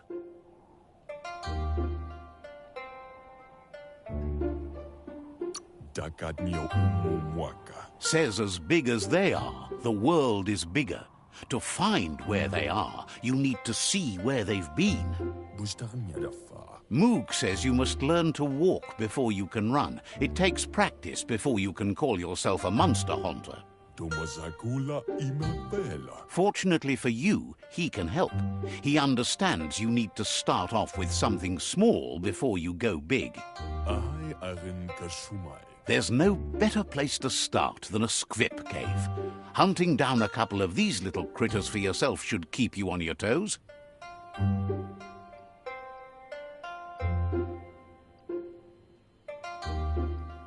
Ahai Arin Kashumai. Thinks you have bigger issues than your so-called hunting skills if you're going to nitpick on his grammar.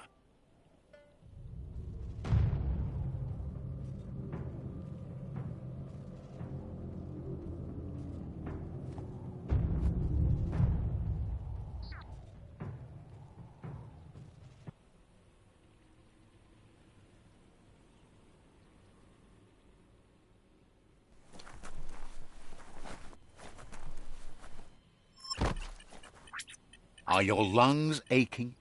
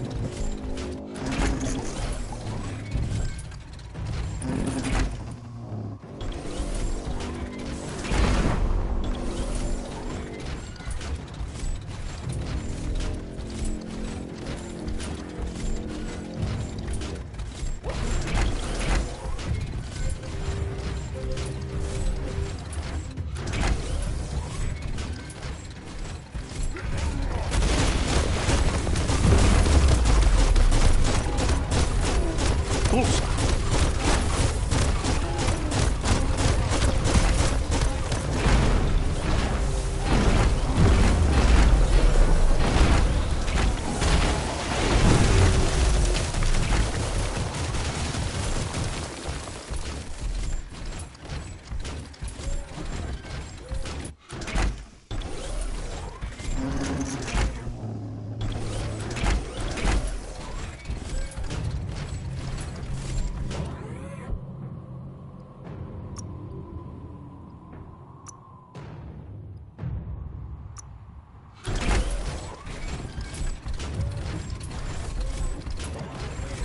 There's a place and time for everything, but for that sick scenario, it's already come along. Who needs a weapon?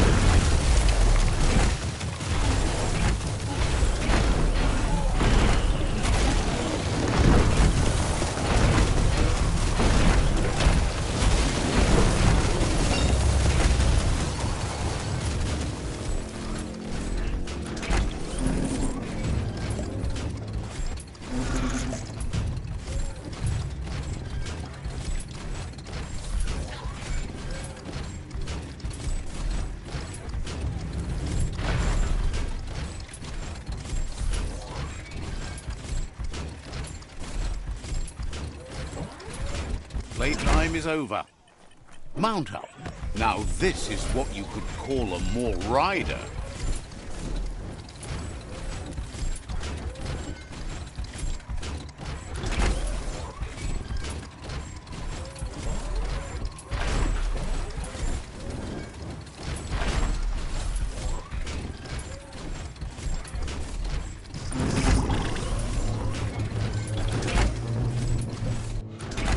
Wait, it's the Skripola. The place is just filled with critters.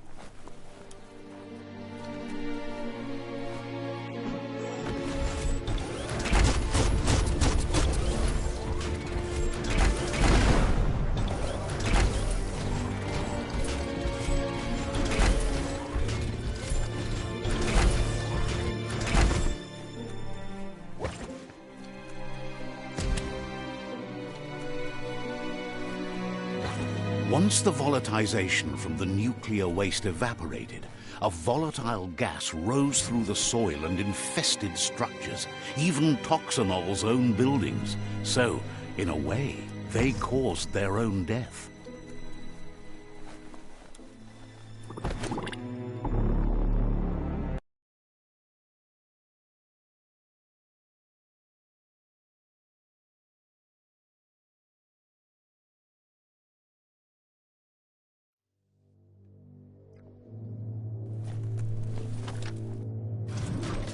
Worrying to have tons of rock and soil above you.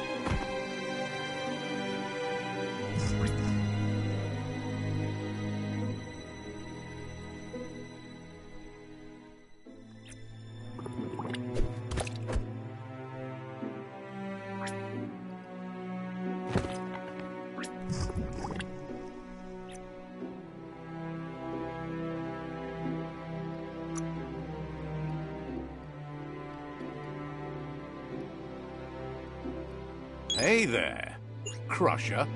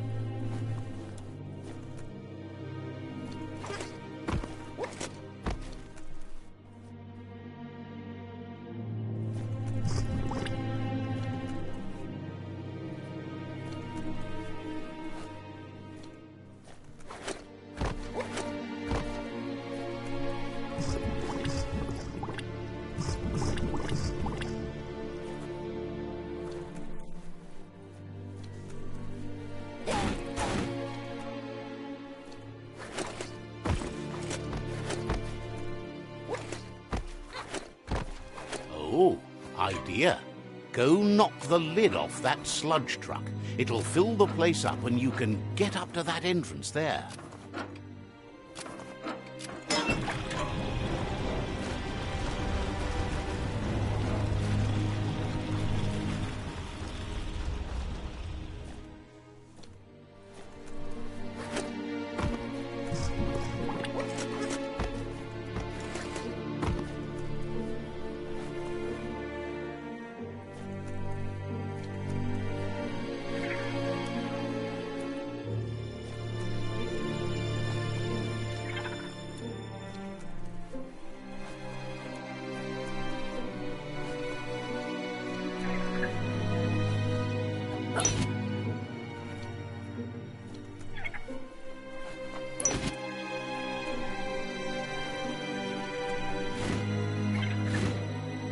Netted a critter.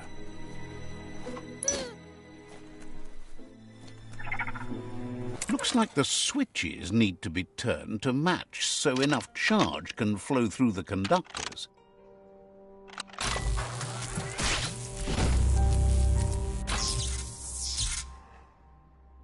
Good. That's enough electric current to initiate the actuators and activate the framework.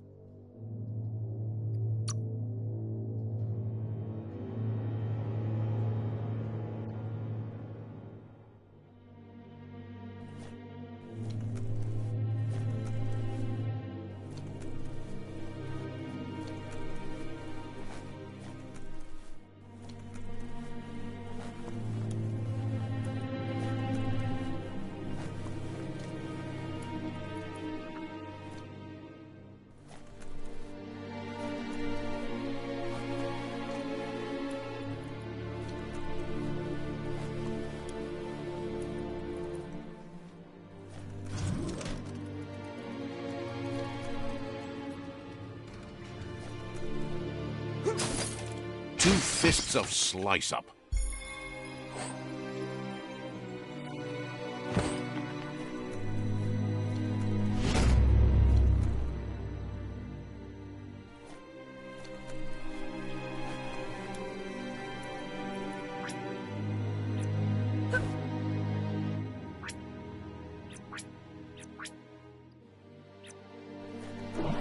This Mekton knows how to move. Looks like you do too.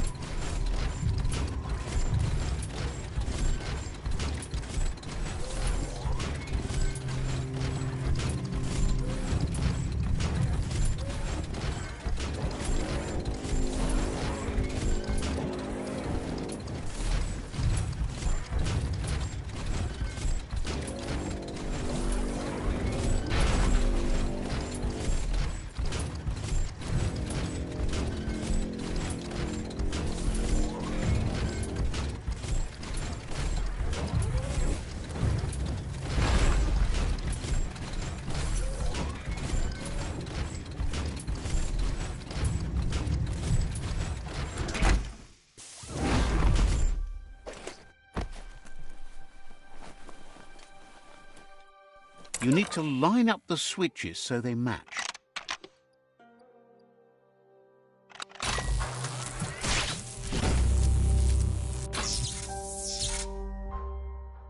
Good. That's enough electric current to initiate the actuators and activate the framework.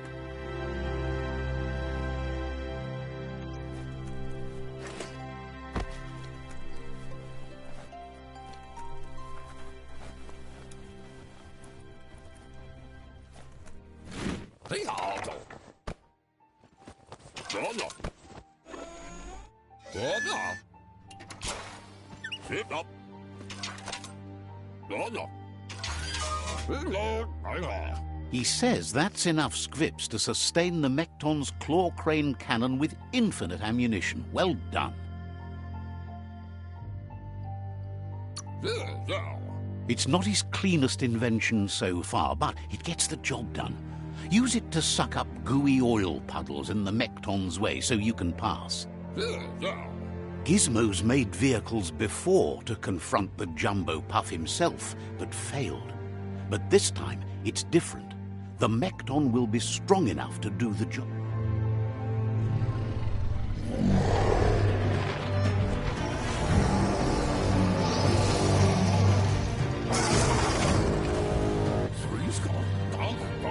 It's time to put a stop to the World Eater now. Otherwise, he fears the damage it's caused to the tree already will be too much to handle.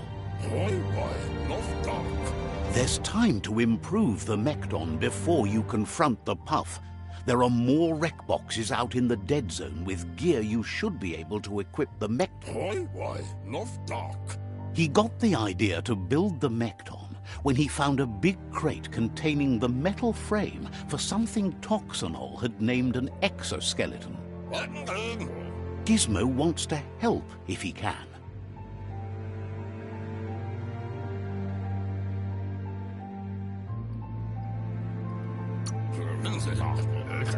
Maybe the time has come for you to go see the Netra tribe.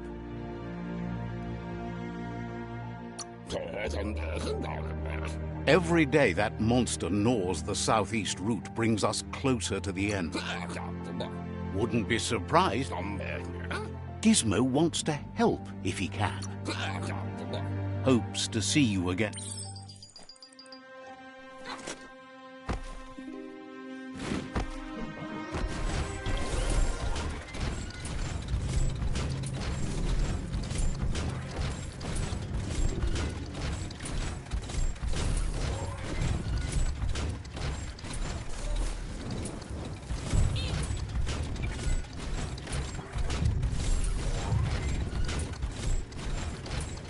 It's a new day to you.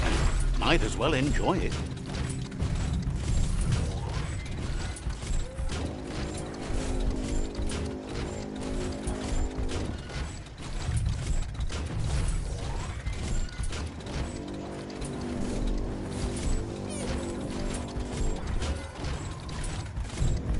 Imagine that. You could just go to a place like this to get a proper meal back in the old world. Hey, nice shot. Bruised. Great shot.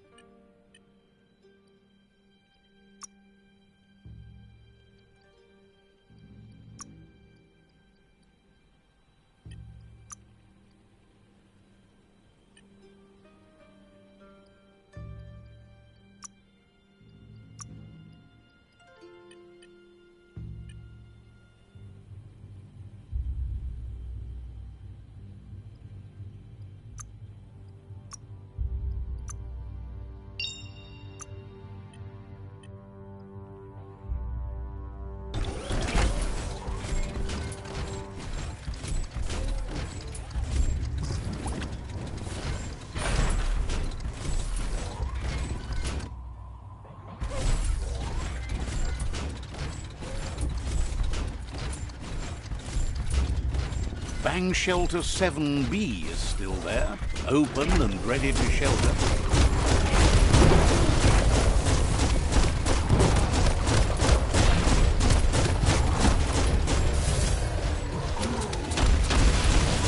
Hot metal.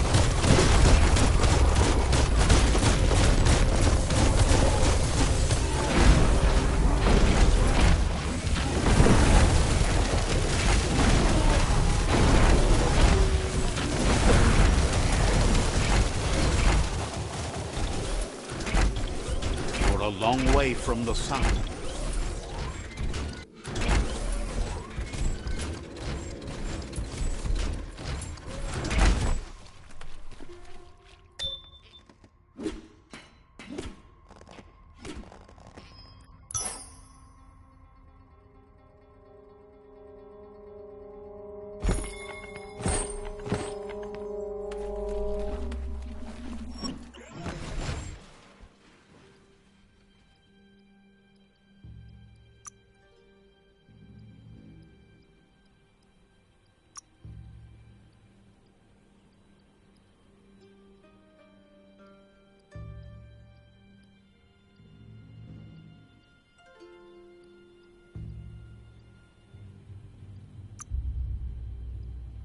Skronkier than ever.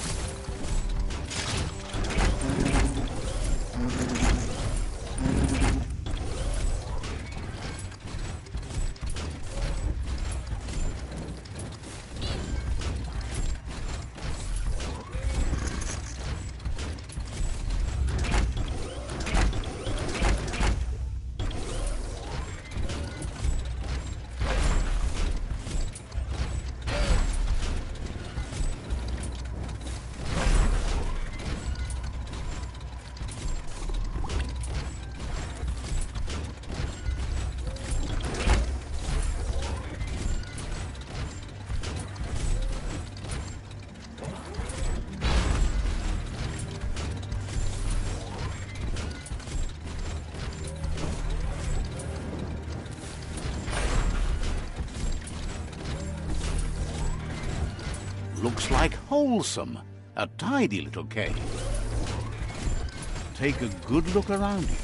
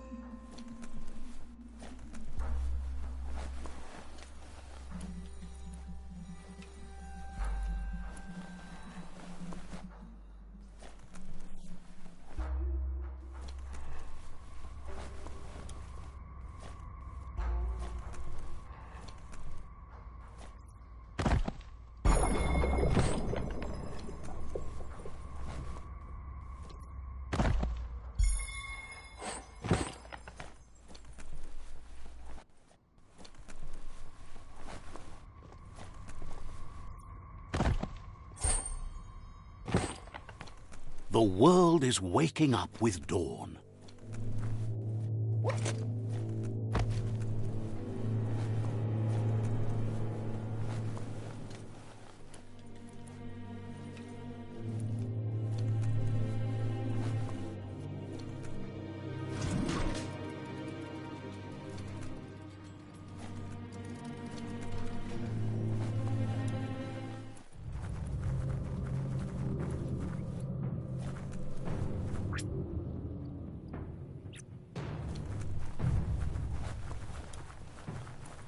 A plank place like this is a fire trap.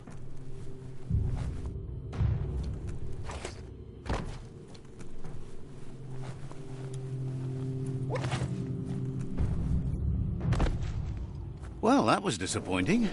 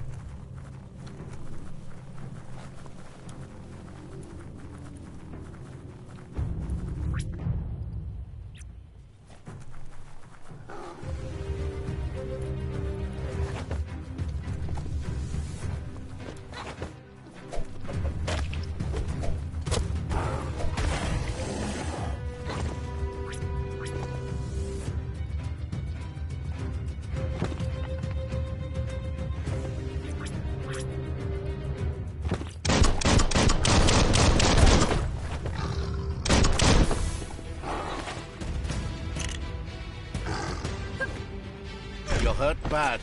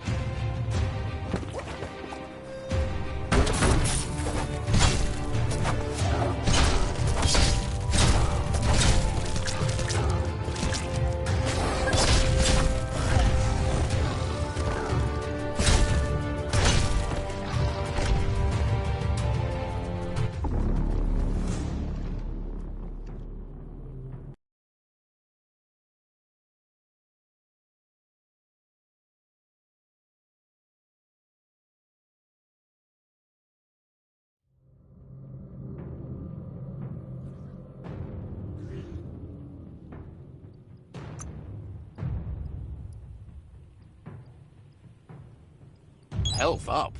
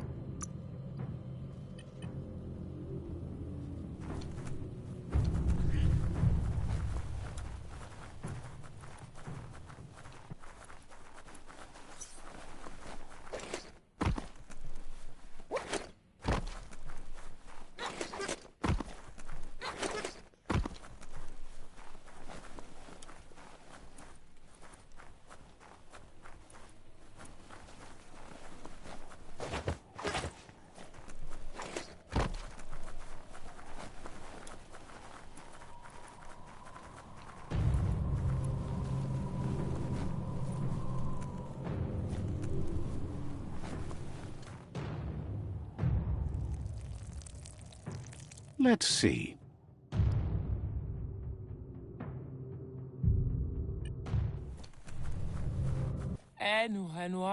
Says the Cloncomaton looks cute. Says you should take it easy. Says the state of the goo has grossed over time. It's hard for all sorts of guppo to... If it wasn't for Gil, who gives them a good scrub now and then, they'd probably be dead and gone. Figures you can find Gil at Burble Bottom. Never leaves his little oasis for long. Says there's a lot of shore, but you look for a clean part of it and Gil will be there with you.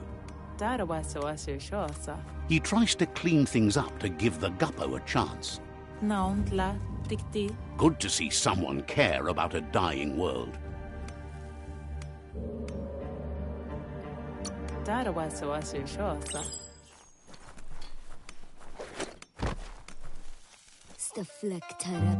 The vendor says you can browse his goods any time during opening hours.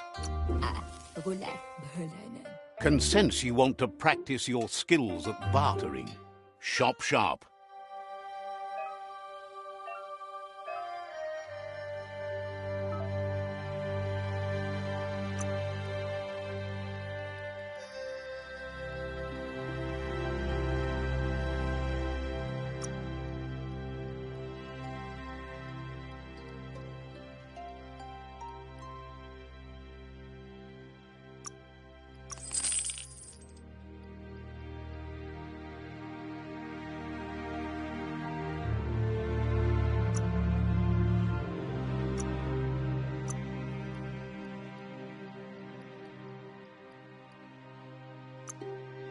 Filling your pockets.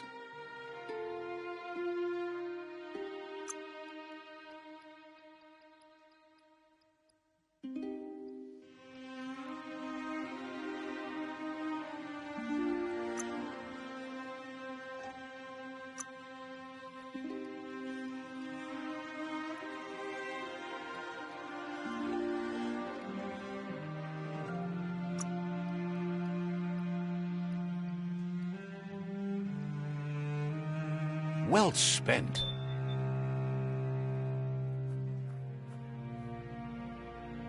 Heroes make for the best stories. It's up to you if you want to be one.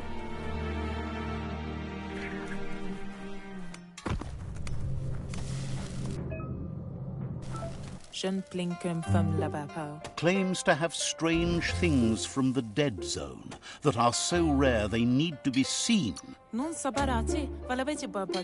Wonders why you're in such a hurry. They've got plenty of stock.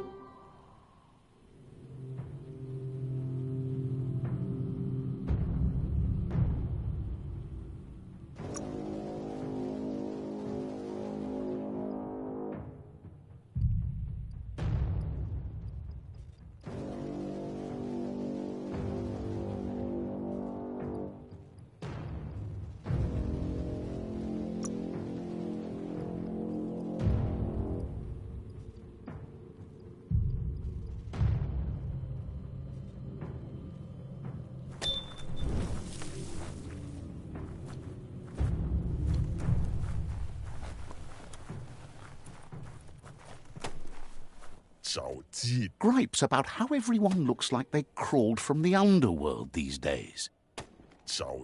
Wishes they knew where their friend Trim is right now. There's no better fur dresser in the world. He set up shop at Spurftop.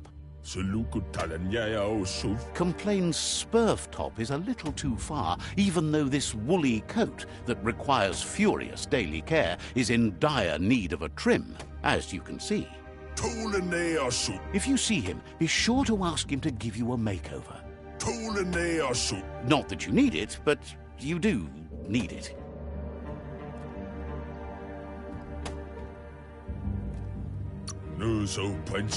Says you'll be a better furball for it.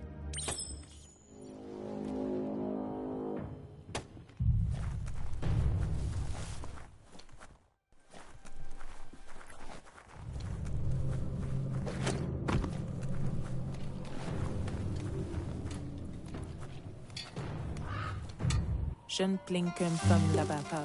Shopkeeper claimed Bratri, putzau cha.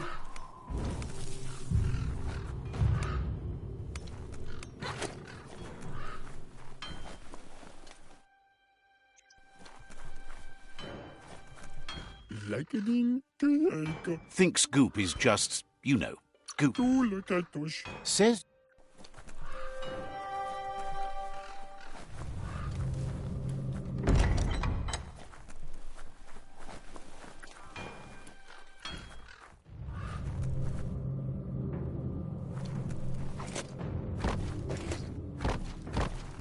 let's see.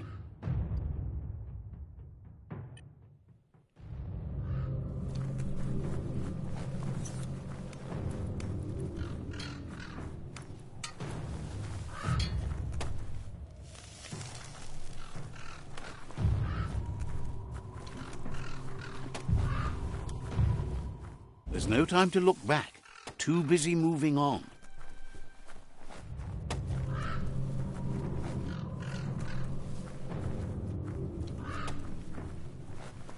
Abara kaitiban. Peddler is eager for you to have a look at the web. Prampatsawazo amana. Sees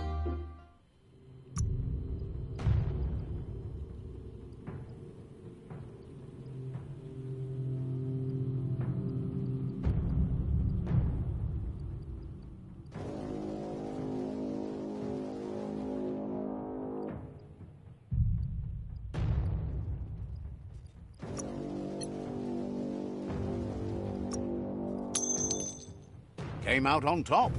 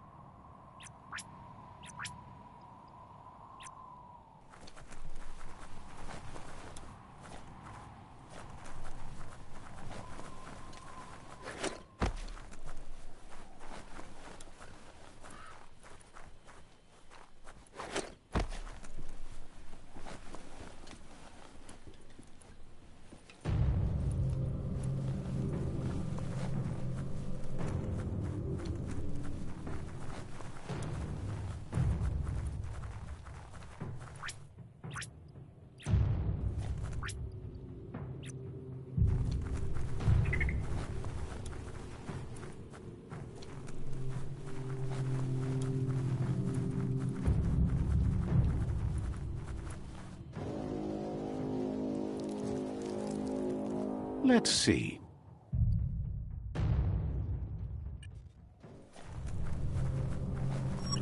Don't blow air, you'll need it.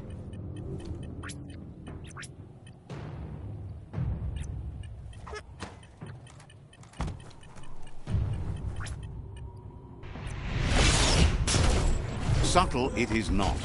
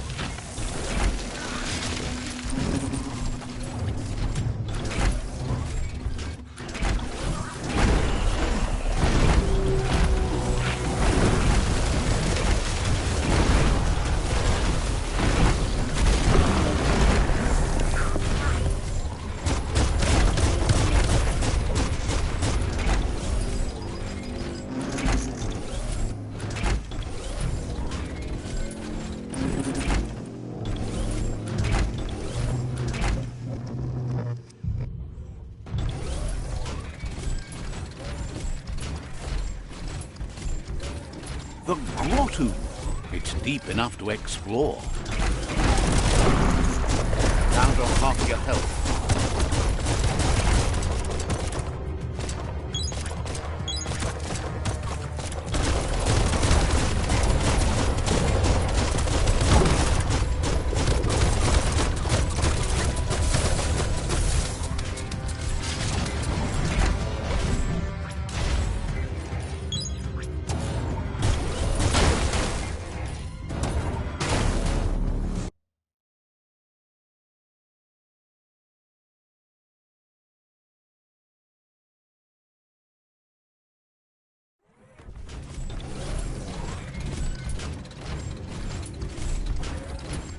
Fasten that hatch and go trumble.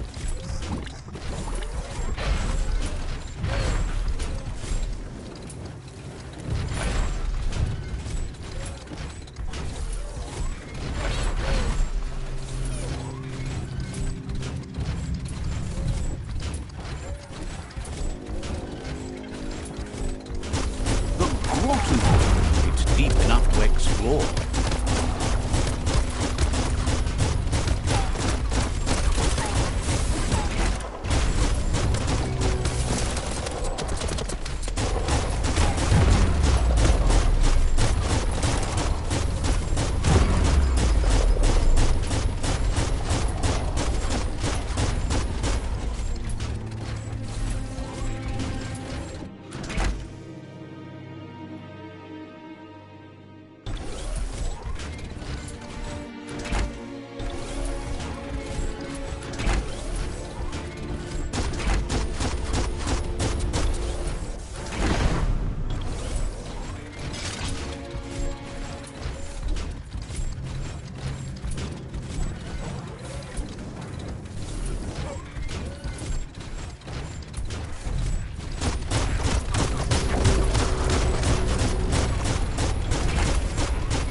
They were all a bit too overconfident.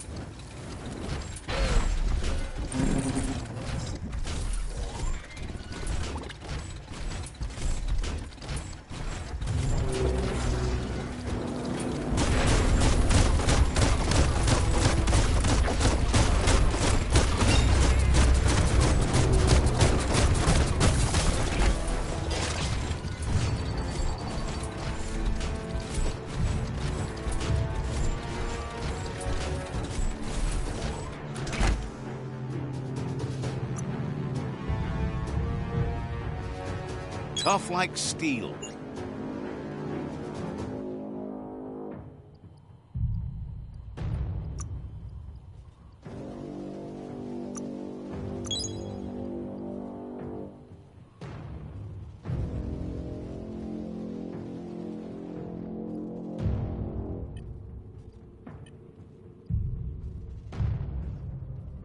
Save your energy.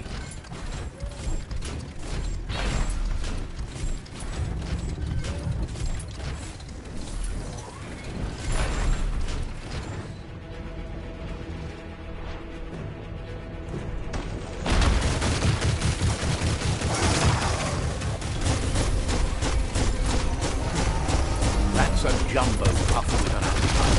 Ain't no fun. Better put an end to it before it ends our world.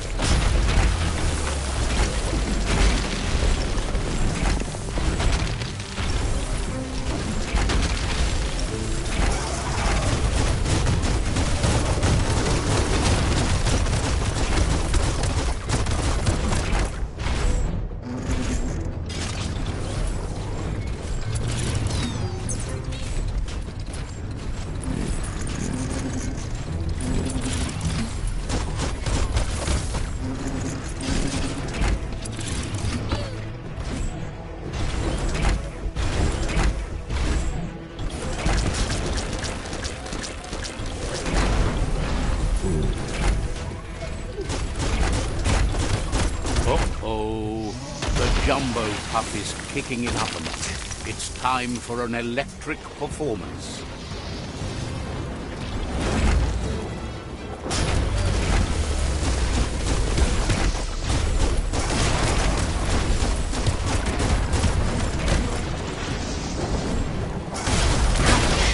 A couple of more hits and it's a fried circuit.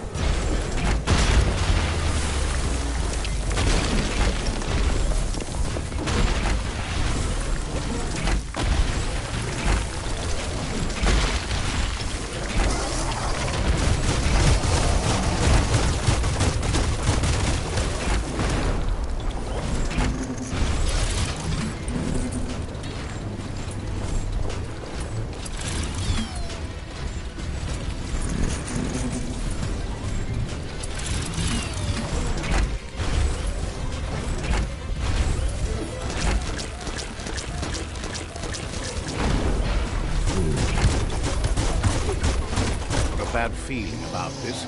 It goes all the way down to the stomach.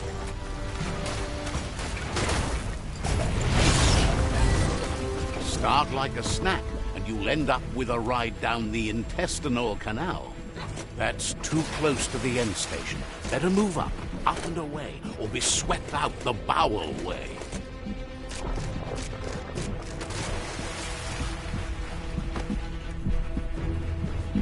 Wow!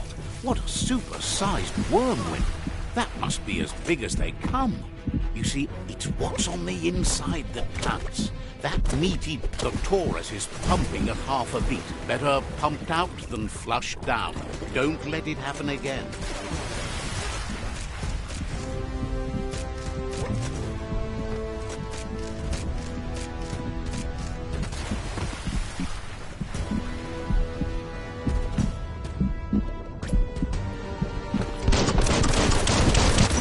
Guessed it would go down with a throw-up. Can it really get any better than that?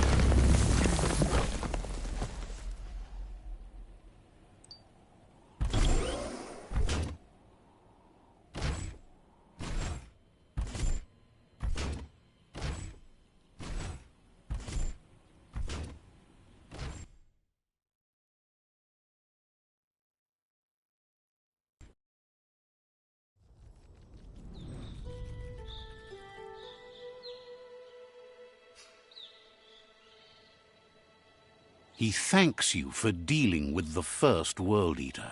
It's a start. You should go see Out of Date and find out what you can about the machine he's named the Ark. You're good-hearted enough, so you'll have no problem getting him to share the information. He trusts you know where to find Out of Date by now. He's always been at the foot of the tree, and that hasn't changed.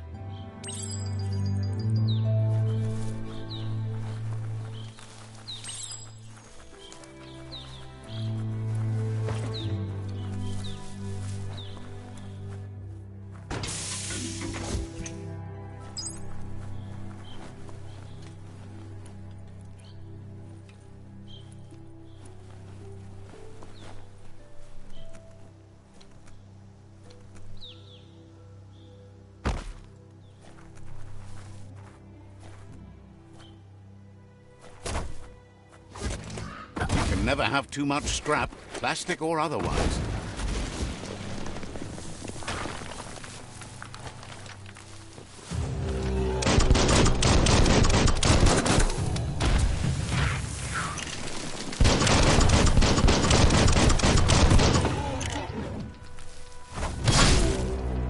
Stay on target.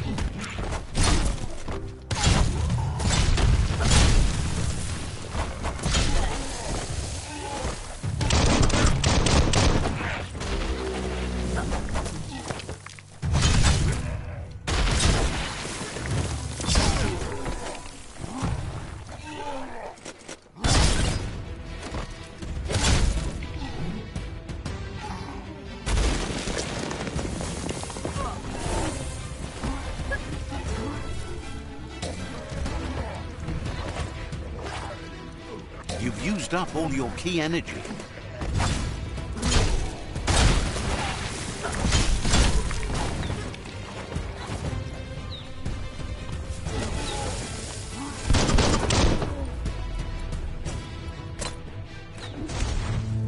Don't get turned around among the trees.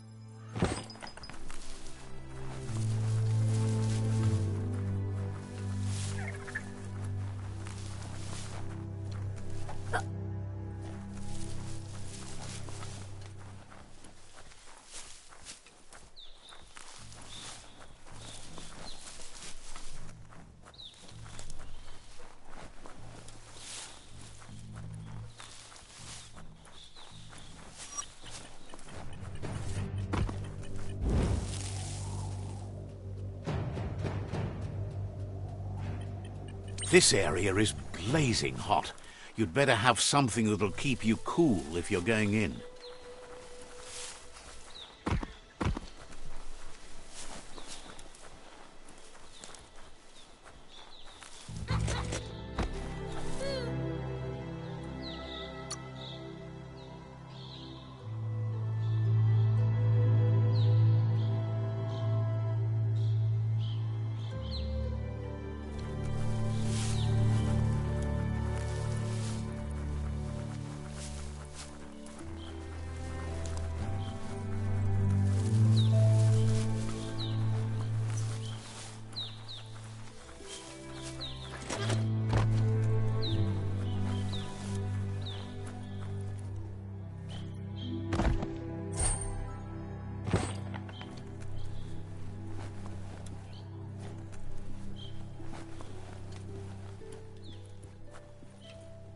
Go get on it and run fast as you can. You run like the wind.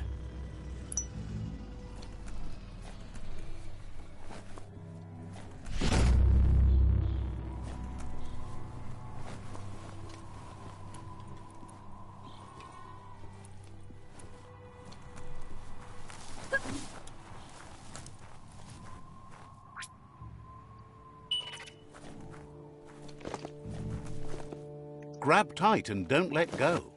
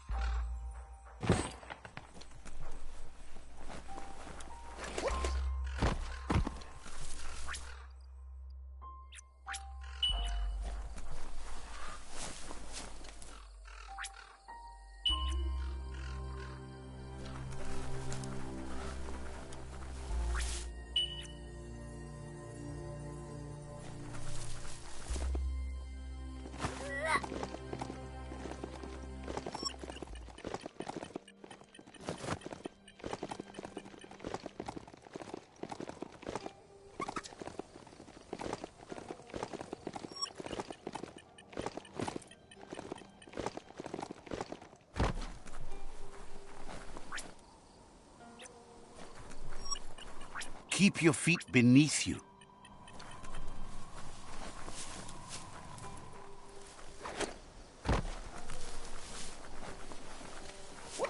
See that rubber scrap?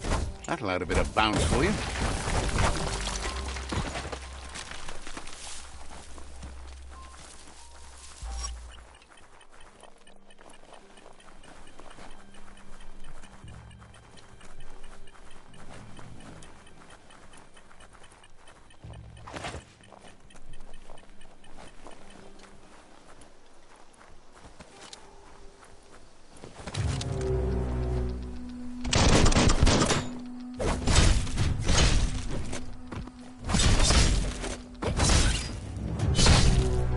This is called suburbia, a place to get away from the city stink.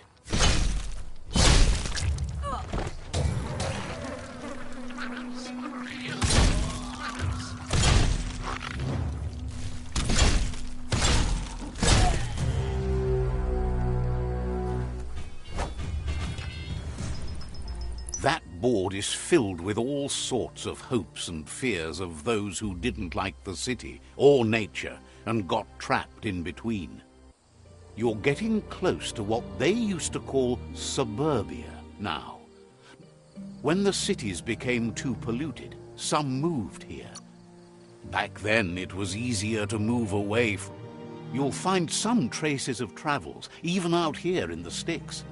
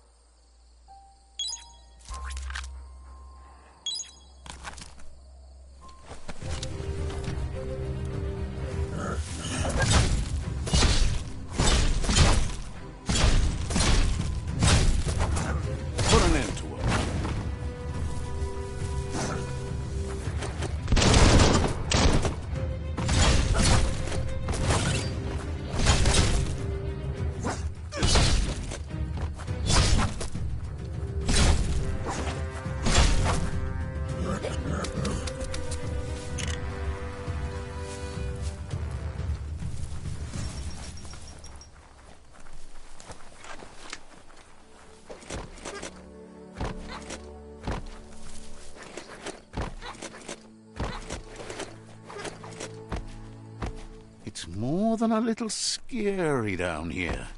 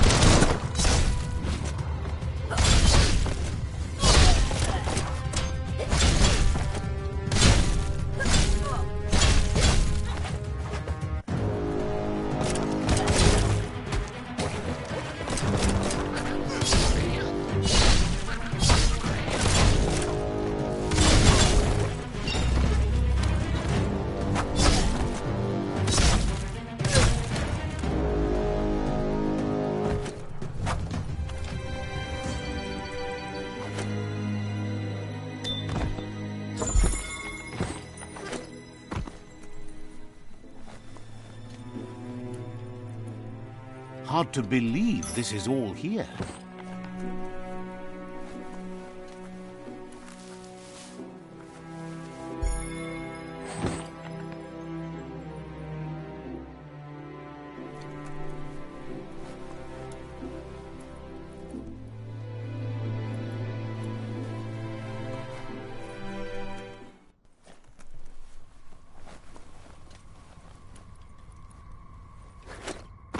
Who needs a ladder?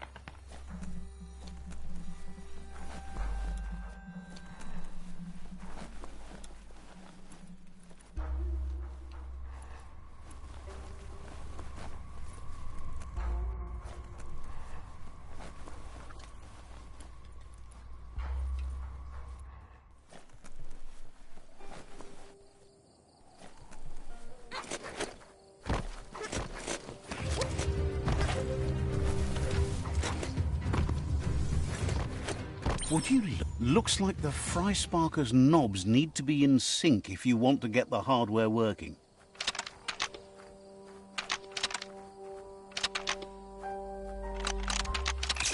It's not the Fry Sparker that's the problem, it's what's put into it. You're not supposed to put skronk in it. Guess that's proved right.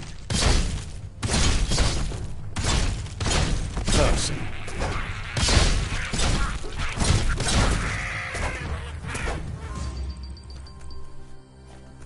Get the knobs in sync to make the hardware work.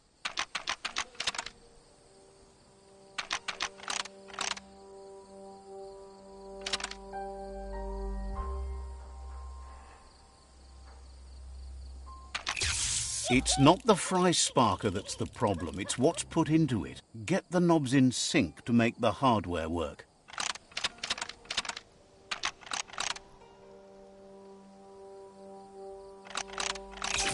It's not the Fry Sparker that's the problem, it's what's put into it. Get the knobs in sync to make the hardware work.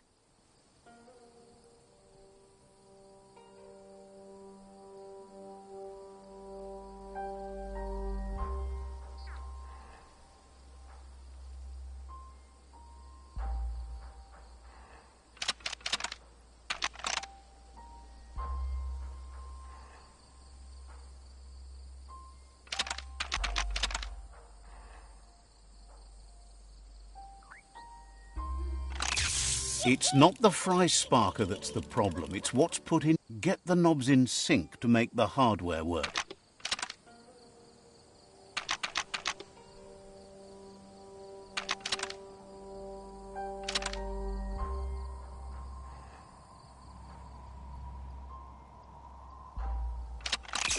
It's not the Fry Sparker that's the problem, it's what's put into it. Get the knobs in sync to make the hardware work.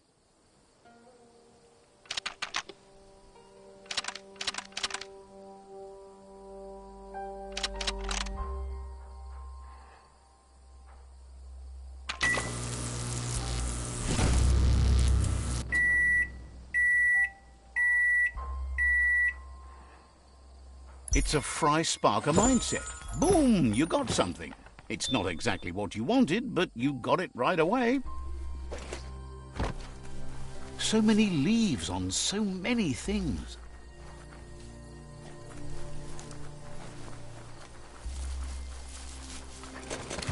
Glad to see some wood scrap there.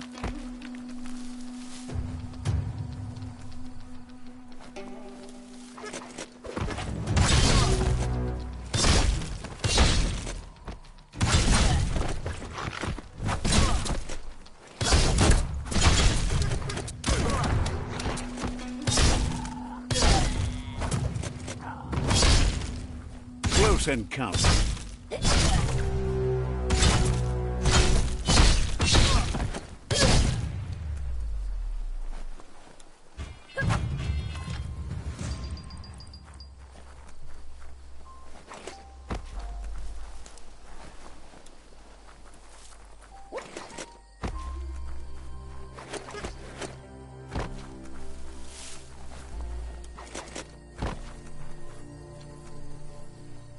You need to swivel the globus's bearings to get the atlas mapper to work.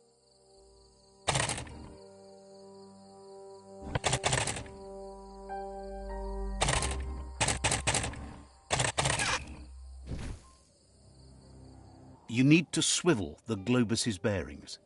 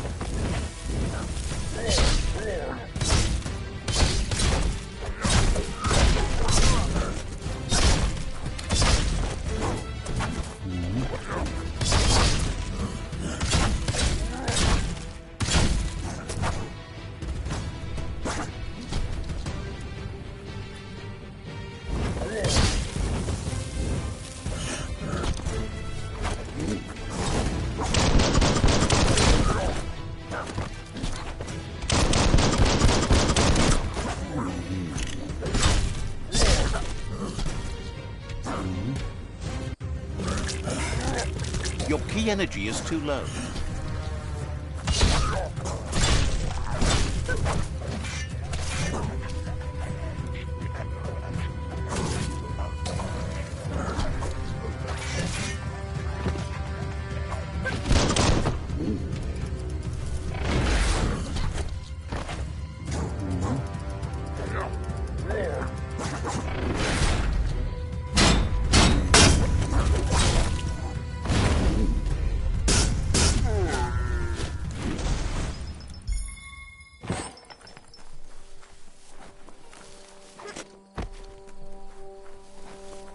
There's still time before the dawn.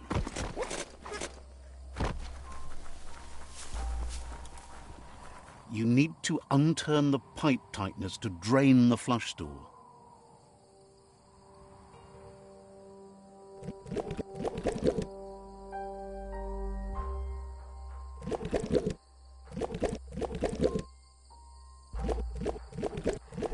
That's what you could call a wet disaster. You need to unturn the pipe tighteners to drain the flush stool.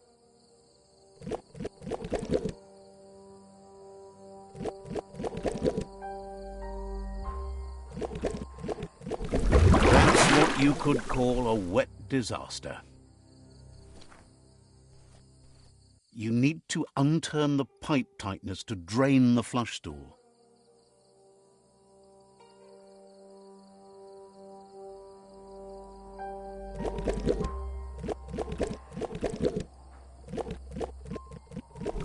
That's what you could call a wet disaster.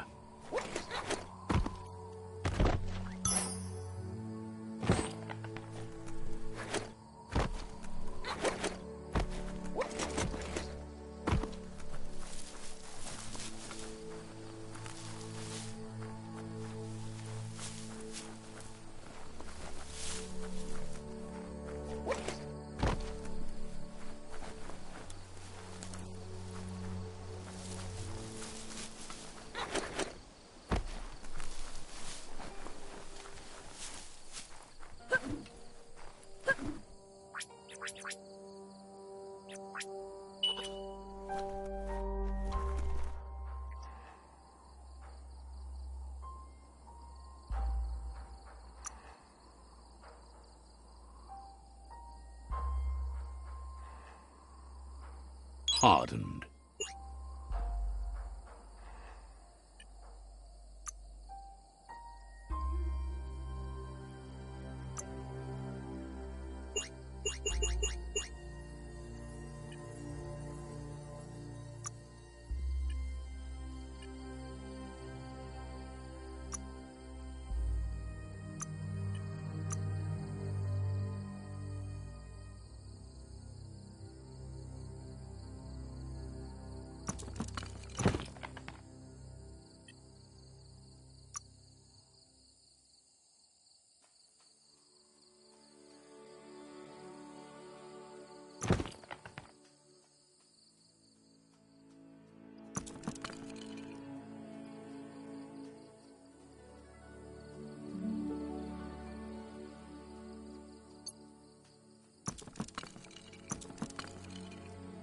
That paid off.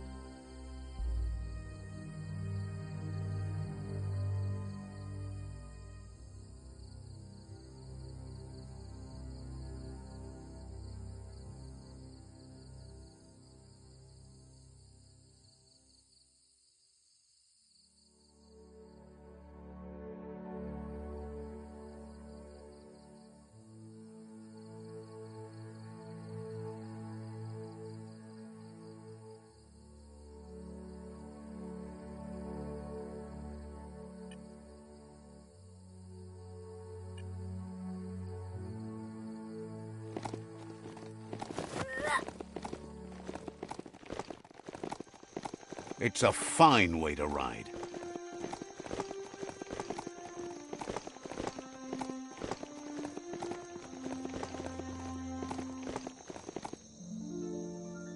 There it is, the tree of life. The idea that all life is related by common descent. where the twigs are existing species and those produced in the past represent the succession of the extinct. The tree's great branches were once budding twigs, a connection between the past, present, and future, a representation of all extinct and living species with its ever-branching and beautiful ramifications. We are an evolution of those that came before.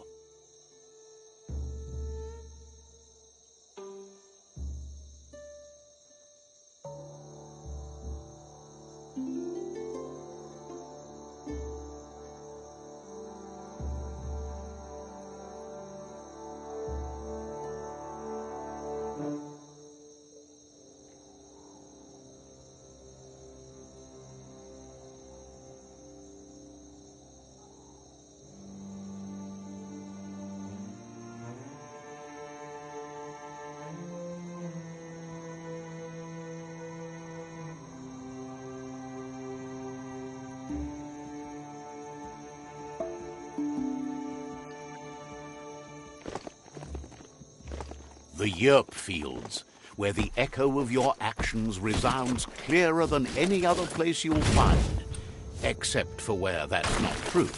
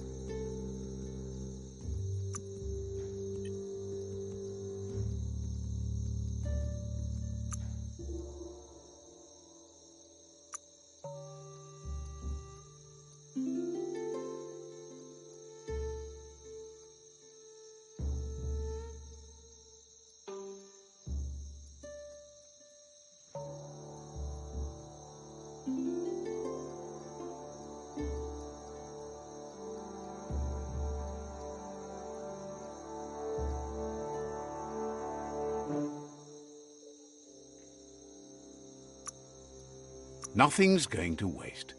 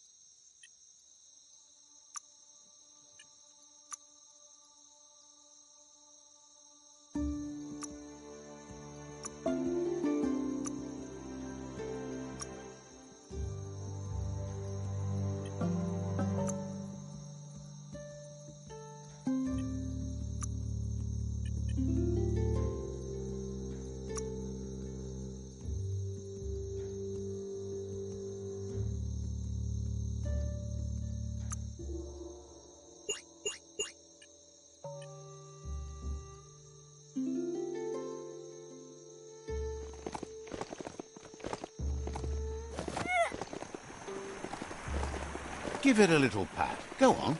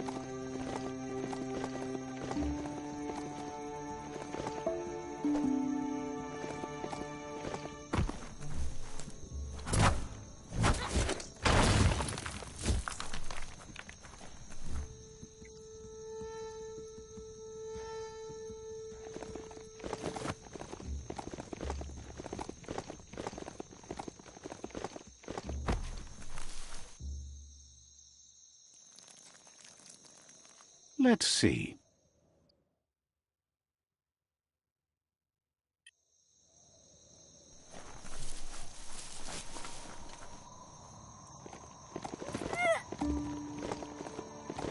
It's a place well hidden. It's just below the above.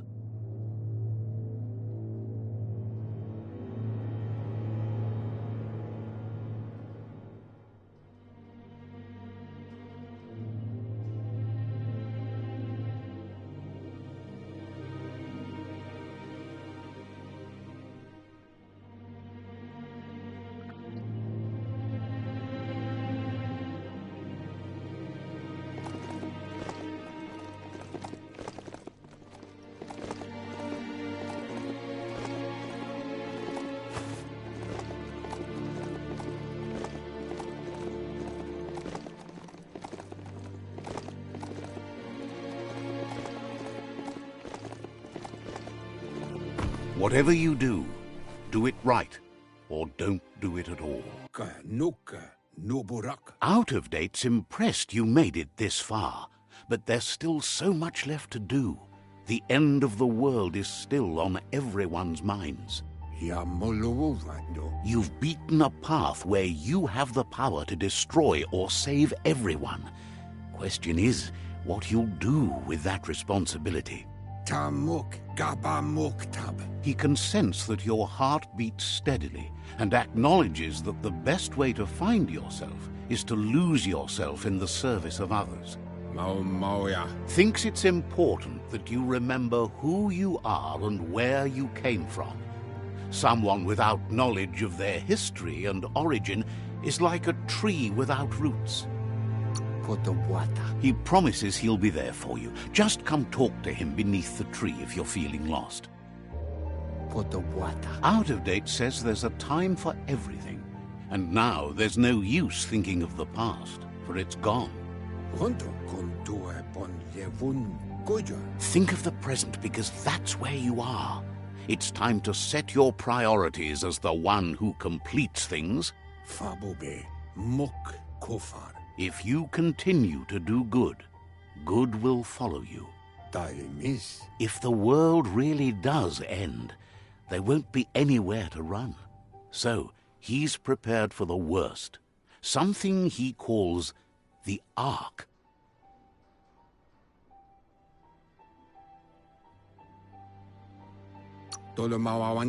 He hopes you're right. He gets that you mean the journey continues either way, but personally he wants the tree to survive. Out of Date says there's no clear record of the chain of events that changed the course of history and brought the world to its knees. Wherefore, where? He's found evidence on the Ark, records of a crisis, decades of contamination that permeated the ground and broke its inner core. Wherefore, where? The contamination disrupted what we now know as Ki energy, the life force that runs through all things, living and inanimate.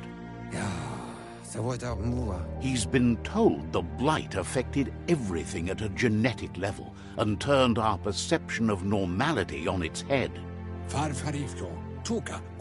It was only those that changed that avoided extinction, proving that the possibility for survival and renewal was real.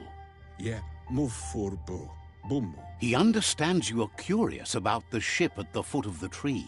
He says it surfaced when the oil broke through the ground. The Ark predates the back-in days, and now, after years of study of the manuals he found inside, he believes he's figured the ship out. The Ark has room for 4 more, and he trusts you'll apply wisdom to your compassion and choose whom to save if the world comes to end. He'll keep the seats open, and you are free to invite up to 4 others to join you in the Ark in the event of a cataclysm.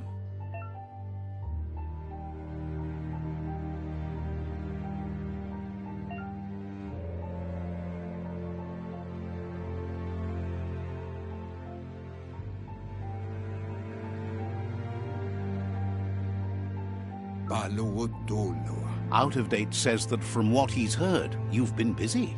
Ayamulaya. He says he appreciates what you've done so far, but unfortunately he's got urgent news from his friend Goop in the southeast. Ya Yumawa. Out of Date says that even though he's unsure about your intentions, he hopes you'll support Goop. Ya Yumawa. He says he'll point you in the right direction, but finding Goop and making sure he gets what he needs is up to you. That's the sound of impending doom. Out of Date's premonitions of imminent disaster are true. The Porkypuff needs to be handled. Kuchai. Hifar befarb. Out of Date says that Goop is worried now that the Southeast World Eater is stepping up its activity. Kuzata ghetto. He explains that Goop is working on a goo-gliding vessel in order to get to the World Eater, but needs help to get it done.